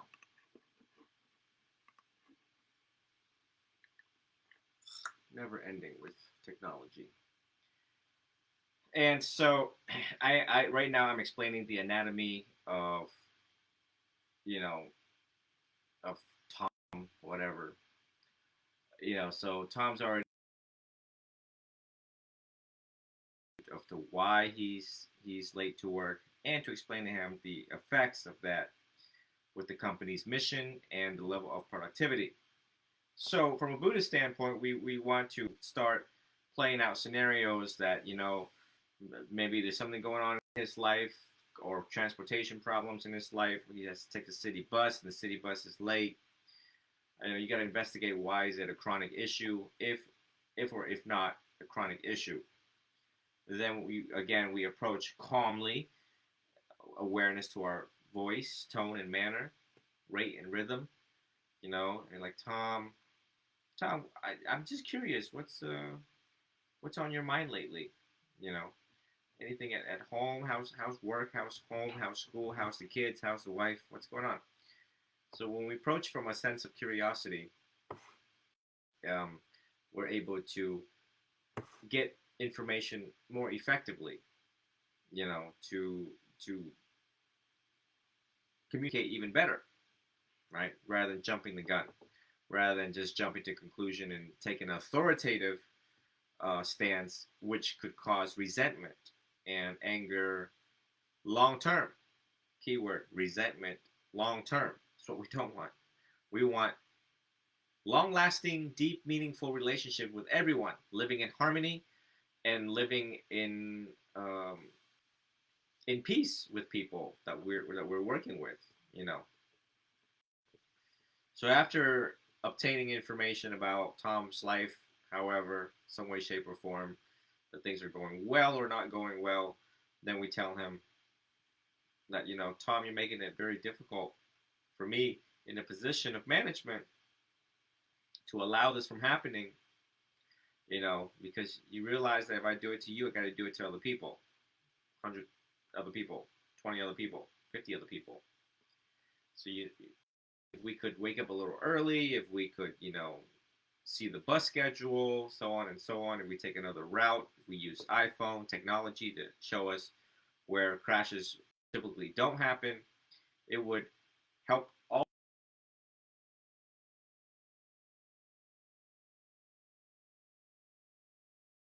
in trying to affect companies' overall goals and to make goals at the end of the month. Tom, you understand that, I have a boss too, and he's going to be looking at everyone's time cards and, if I don't do something about it, so on and so on. So what we want here, folks, is to give wise counsel. Again, the Kalyanamitta in Buddhism, which is the wise friend, the good friend that gives wise counsel. And that is how you will be remembered as one of the most beautifulest boss, one of the most beautifulest manager ever existed on the face of the planet, as to how you respond to some of these things that people do, working for you or in a company, so on and so on. So, some of these examples can be applied: work, school, life, balance. Do you have any questions so far? You guys just have to be really creative. Think of ingenious ways. It just requires a little bit of planning and anticipation. Just getting angry is easy. Being hated in life is a very easy thing. You just say the wrong thing and you take this big stance as a boss or a manager, and you make enemies quite fairly quickly. However, being the most beautiful person they have ever dealt with, worked for, on the face of the planet, that right there is skillful. That right there is hard and difficult. And it is exactly that makes you a noble human being, a noble Buddhist. Anyone have any questions so far? Okay, so we're going to wrap up this chapter. Coping with criticism. Okay, importing. And the next page, 252. Coping with criticism is in life, no one exempts praise or blame. So if someone is criticizing you for something, it's an opportunity for you to learn about yourself. Again, my professors say when someone says something not nice about you, the way you respond is, tell me more, right? Because it's a good thing that they're criticizing, or else you'll be blind to yourself and blind to the things that you're doing. And it's a chance for you to improve yourself, actually. Sometimes they don't say it in a nice way, but that's okay. Don't take it personal. You can take these things that are these are some pointers in the book. Criticism can help you improve your work performance and your relationship. You can assess criticism, decide how much of it you agree with, and reject the rest. Criticism is something pretty much everyone experiences from time to time. You cannot reasonably expect to always avoid being criticized. And the Buddha have already told you this. The Buddha says no one exempt from praise or blame. and that would be the blame part. Using the disarming technique, look for a grain of truth in what the other person is saying and agree with her on that specific point. Show your critic some empathy. Ask your critic for more information about her point of criticism. Express your point of view as I feel statements. Okay. Acting assertively in the workplace. I've already addressed that, but I just want to give some additional pointers in the book.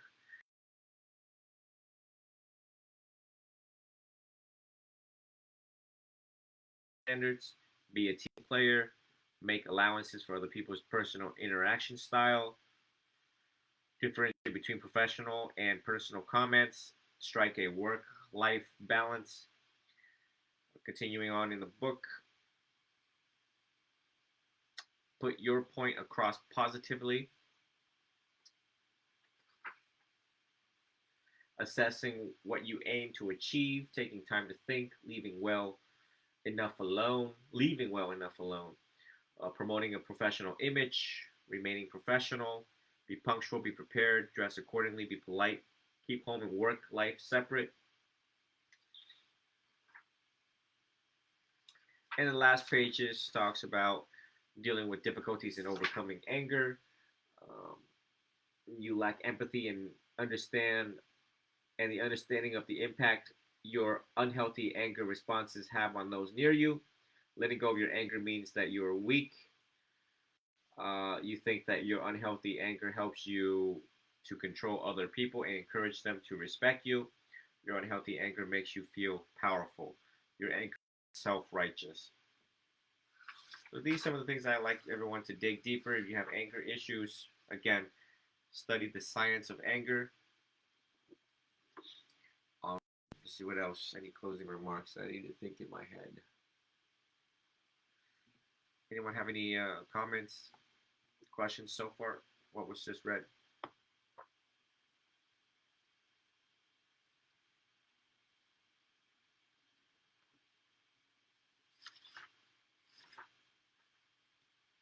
I just had actually a conversation with myself about the performance standard and allowing. I just failed one of my classes for my certificate, and it's something that I was pretty bummed out about, but it's something that I had to have a conversation about. It's just, you're probably setting performance standards too high, and, you have to allow yourself to fail, and, allowing failing, like one thing is not going to prevent me from getting my certificate. So I just had this conversation with myself over the yesterday, actually. Huh.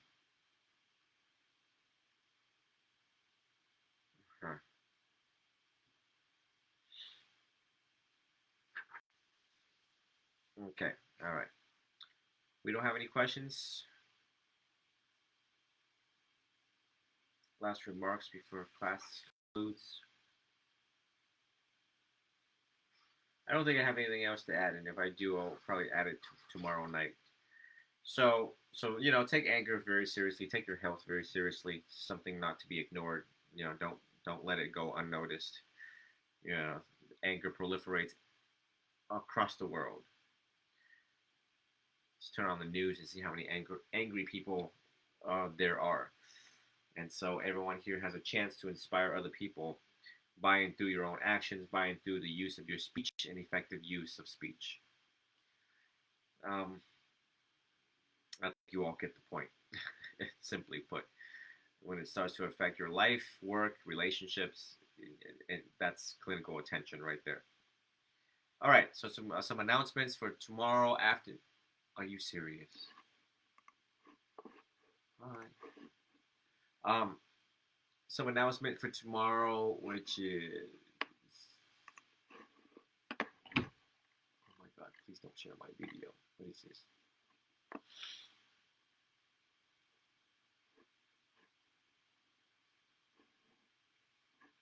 Whatever.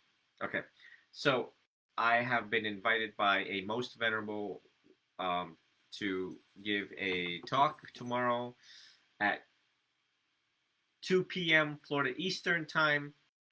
11 a.m. California time at the International Buddhist Meditation Center, IBMC. It's a Zoom thing. I'm not sure how they're going to do it, but obviously if you tune in to all of my platforms, I don't know what topic. It's going to be a surprise.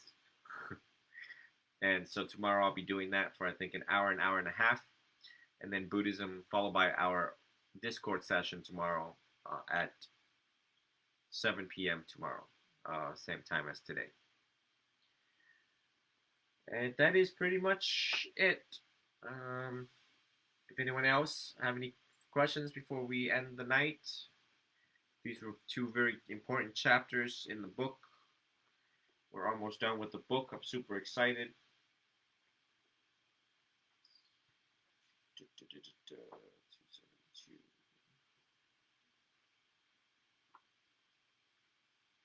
Looks like we have another.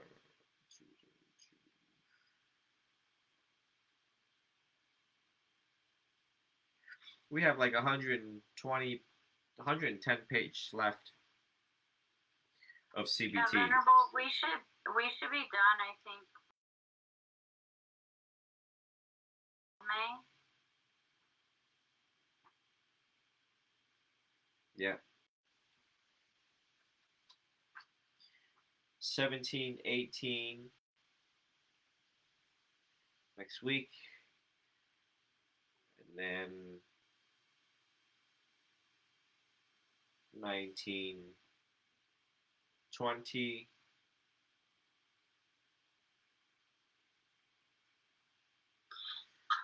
This is slightly off topic, but will we be talking about meditation today? What questions do you have about meditation? What can I do to help with my lotus pose? Because I tried it today and my foot fell asleep after 1 minute, and I'm actually determined to do. I know I researched it a little bit. I know me and Val were talking about this on Discord. That's probably going to take me a little bit of time, but I wanted to see if there's anything that I can do that can help with my poses. Can I see? How are you entering lotus? Like, take a video and send it to me, because you have to be careful with your knees. And the reason why I tell you this is because I can't remember what posture it is in yoga, but essentially imagine if you're standing and you take one of your legs and you put it in half lotus. That is a posture. It's like, its Sanskrit name is super stupid long. Sorry, it's how I feel.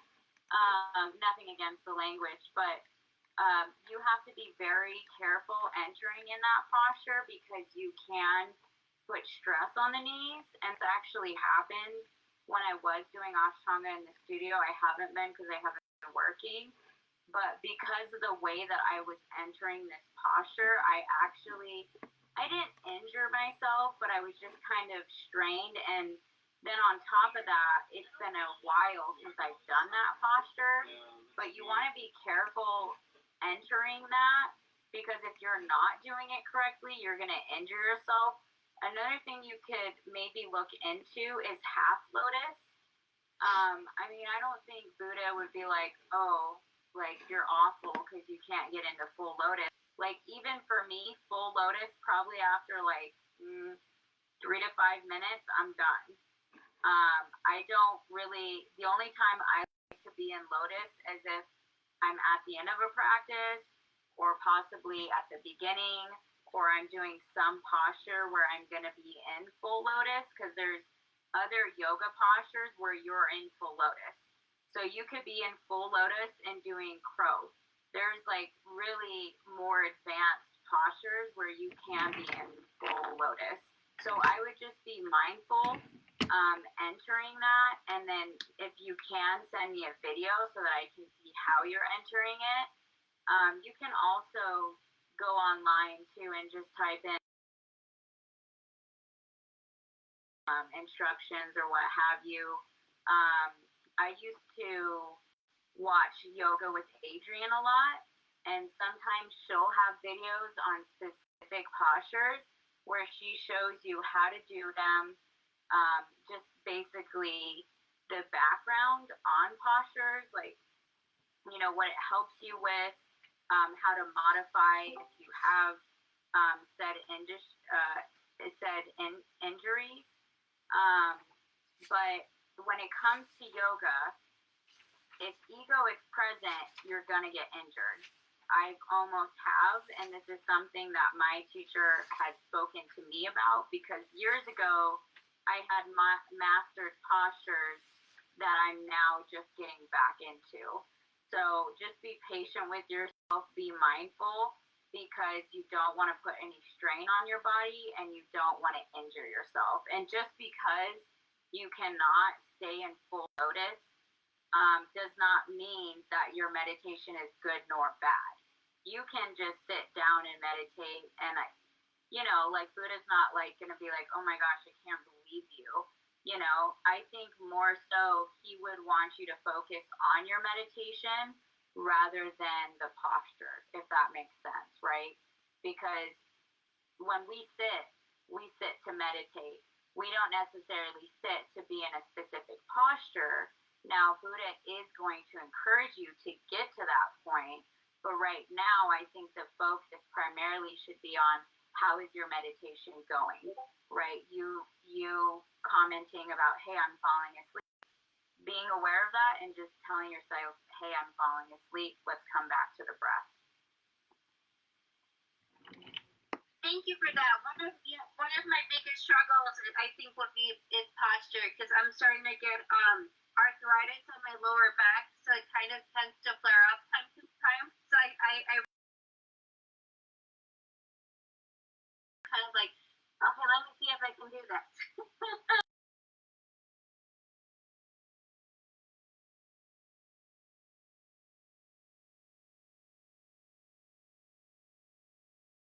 To Theravada tradition, but in Tibetan Buddhism, when I go to the meditation center, like if I went tomorrow, lately I've been doing the Zoom meetings, I'll sit in a chair. They do have cushions. I don't care about cushions, sorry. I want to sit in a chair.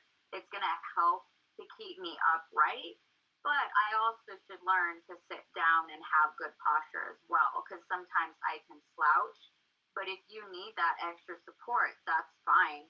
I feel like, in my opinion, I don't know what Venerable would say about that, but I think if there's some type of injury there, the Buddha would not want you to be in pain either, right? So maybe just finding, modification, or just sitting normally, right? Like crisscross applesauce is okay. That's honestly how I sit, or sometimes I sit in half lotus. But I'm just naturally flexible. Those things just come to me. But full lotus, I'm sorry, I'm not doing it. I'll do half lotus, but I would only do full lotus if I was truly practicing that. And for me, again, I want to focus on the meditation, right? How am I sitting? More so than posture. Thank you, that really helps. So when people have this misconceived notion that you have to be in the lotus position in order to meditate. No, let me share something with you all. Is that on a daily basis, moment to moment, when I'm sitting here, I'm mindful. When I'm sitting here, I'm meditating. When I'm writing, I'm meditating. When I'm reading out of the book, I'm meditating. Meditation does not mean that you just sit and focus on your breath. Everything you're doing, and as long as you know what is happening, what is going on, and you're not thinking about the past or the future, you're mindful in those moments. Right? If you're walking or running, and you know that you're walking and you're running, you're actually meditating in those moments. Did you all know that? Now you do. So you need not to be in a lotus position. So when people have this misconceived notion that you have to be in a lotus position.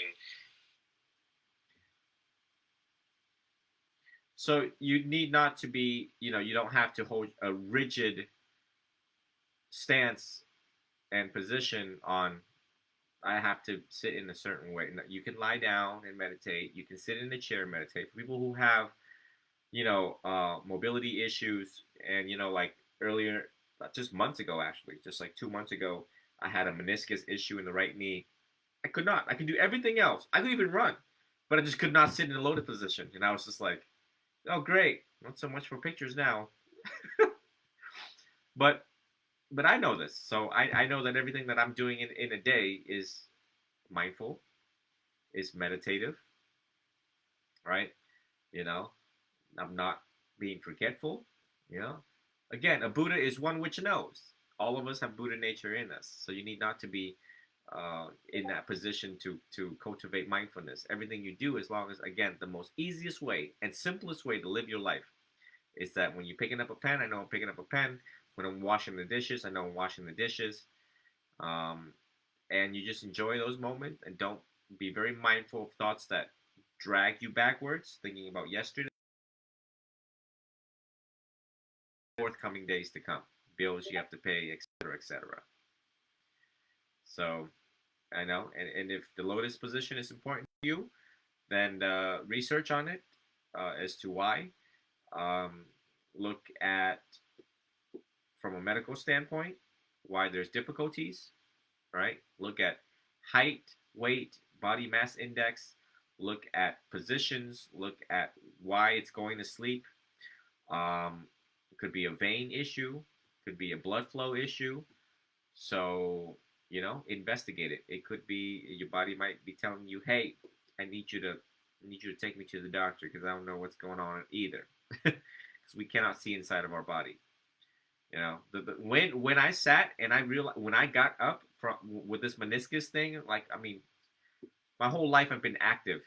So when I got up, my body told me, "Listen, dude, you're gonna get up real slow because today you're 90 years old." And that's when I realized, okay, all right, I guess it's time. All right. So whatever, depending on your age, again, age, height, weight, all of this medical um, elements that could be affecting where you are right now with your body. Again, the body is a very complex system, and we just don't know, why it's not conforming to what we need it to do. It's even more frustrating when you see monks, sitting so comfortably for so long, or other people in yoga classes and meditation classes sit for so long. You're like, why I can't do that? What the heck's going on here? Okay, so that's the simplest answer for you. Thank you. That helps a lot because I kind of like, for me, while I was meditating, it was really helpful if I leaned against something, but I felt like I was cheating because I was like, well, I see everybody else just like for like 30 minutes and I can't do it. So I felt like, I don't know, I tend to look up ways. Right. Okay. Yeah, I felt like I was cheating. Yeah, I was actually upset for a good minute, actually, because I was mad at my body for a second. I was like, wait a minute. I'm not supposed to be having meniscus issues at age 34. Anyone? Bailey? No. Anyone have any questions, concerned about meditation or tonight's class?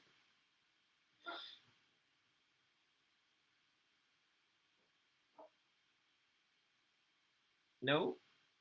No further questions? I have a question. Yes, ma'am. What should I do, like, my hands, like, when I'm meditating? Right over left with the two thumbs barely touching each other. Right over left, flat out, flat out. Right over left with the two thumbs barely touching each other. And it is located right where your diaphragm is, where your tummy is. And real nice and relaxed. So a lot of those pictures you will see on my Instagram, of how I sit and I meditate. If you like go all the way down, I haven't posted any pictures lately of me meditating, or you just go back to a couple videos, you'll see it. But again, it's not necessary. The we wanted to replicate the Buddha back in his days where his back was straight, shoulders relaxed, and he was sitting in the lotus position with his hands the way that they are, but it's not necessary. You can still become enlightened without having to sit like that. Simply put. Venerable, I actually have a picture, but I notice my left is actually over my right. But the thumb placement is there.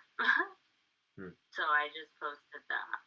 And I'm in full lotus, Martha, but that didn't last. I swear, it didn't even last, I don't think, 2 minutes. So, yeah.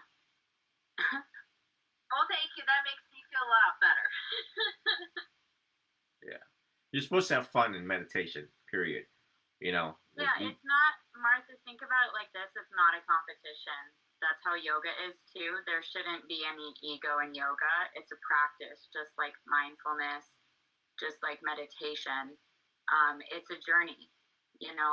Where I'm at right now in yoga is because I've fallen on my face. I have been adjusted multiple times. So, in that practice, I'm learning patience. I'm growing, right? I'm not getting things wrecked all the time. Like, people will tell me, oh, your crow is so good. And it's like, yeah, because I fell on my face all the time. And every single time I fell on my face, I tried it again.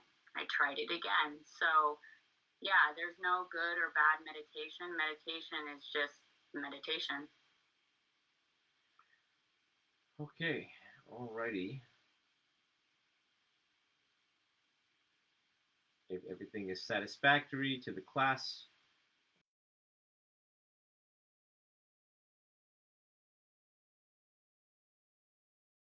to the messenger or the group chat or whatever that's on here.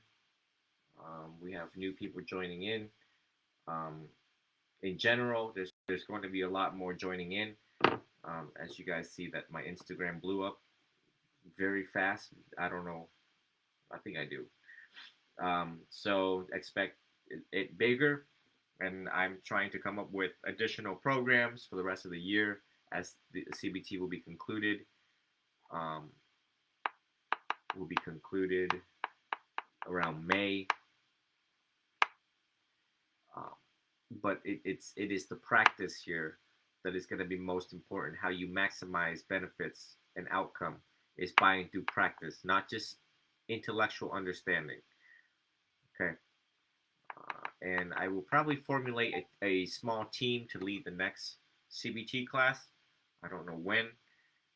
And of course, we just have a lot to do this year, and I'm trying to figure out what I'm going to do with all these people that's new that is coming in.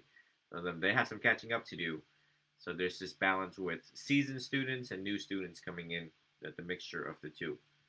But everyone help me out with with helping students introduce themselves when they come in, especially when we are mindful of all the new names that are present on the group primary chat. And if Valerie don't get to them or I don't get to them, just introduce yourself like, hi, I am a student of the Venerable, and please introduce yourself. The Venerable would like to know your age, how you found us, and what are your goals in this Discord. So that way, the age thing is very important, because that's how I'm able to gauge their level of maturity and what issues they're dealing with right now in life. So that I can better assist them based on where they're at. And it also gives everyone a good idea of, who we're talking to. Again, there's sometimes people put comments on there and we're like, huh? And the first thing I ask Val is, how old is this person? And again, the youngest one is 13. That was like 4 days ago. And so this young man from the UK, we got a lot of people from the UK too, by the way, was like, yeah, I read all of the chapters, and I was like, okay, so I will. A young student has in fact done all the work that we have done at a very high rate of speed. Well, so class is now over at 10 p.m. enjoy your Saturday, and if you can join tomorrow, International Buddhist Meditation Center talk at 2 p.m. Florida time, that's wonderful. And if you can join us for Buddhism tomorrow night at 7 p.m., that would be great. I'm not sure which topic I'm going to be touching on. Which topic are we touching on, Miss Valerie, for tomorrow night? Right action and right livelihood, I think. Great. Wonderful. That's how I see how mindful you guys are. Yep. So we'll be doing those two in the Noble Eightfold Path. And then probably additional talk on meditation next. Okay? So, you all have a wonderful Saturday, and we'll see you guys tomorrow. Take care. Good night. Bye-bye.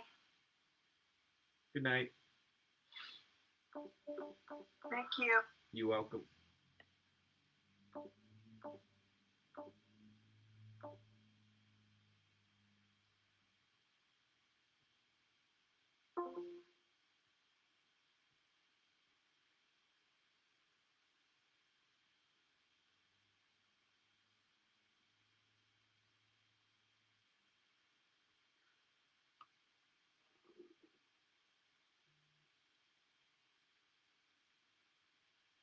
Oh, maybe I should turn off YouTube and stuff.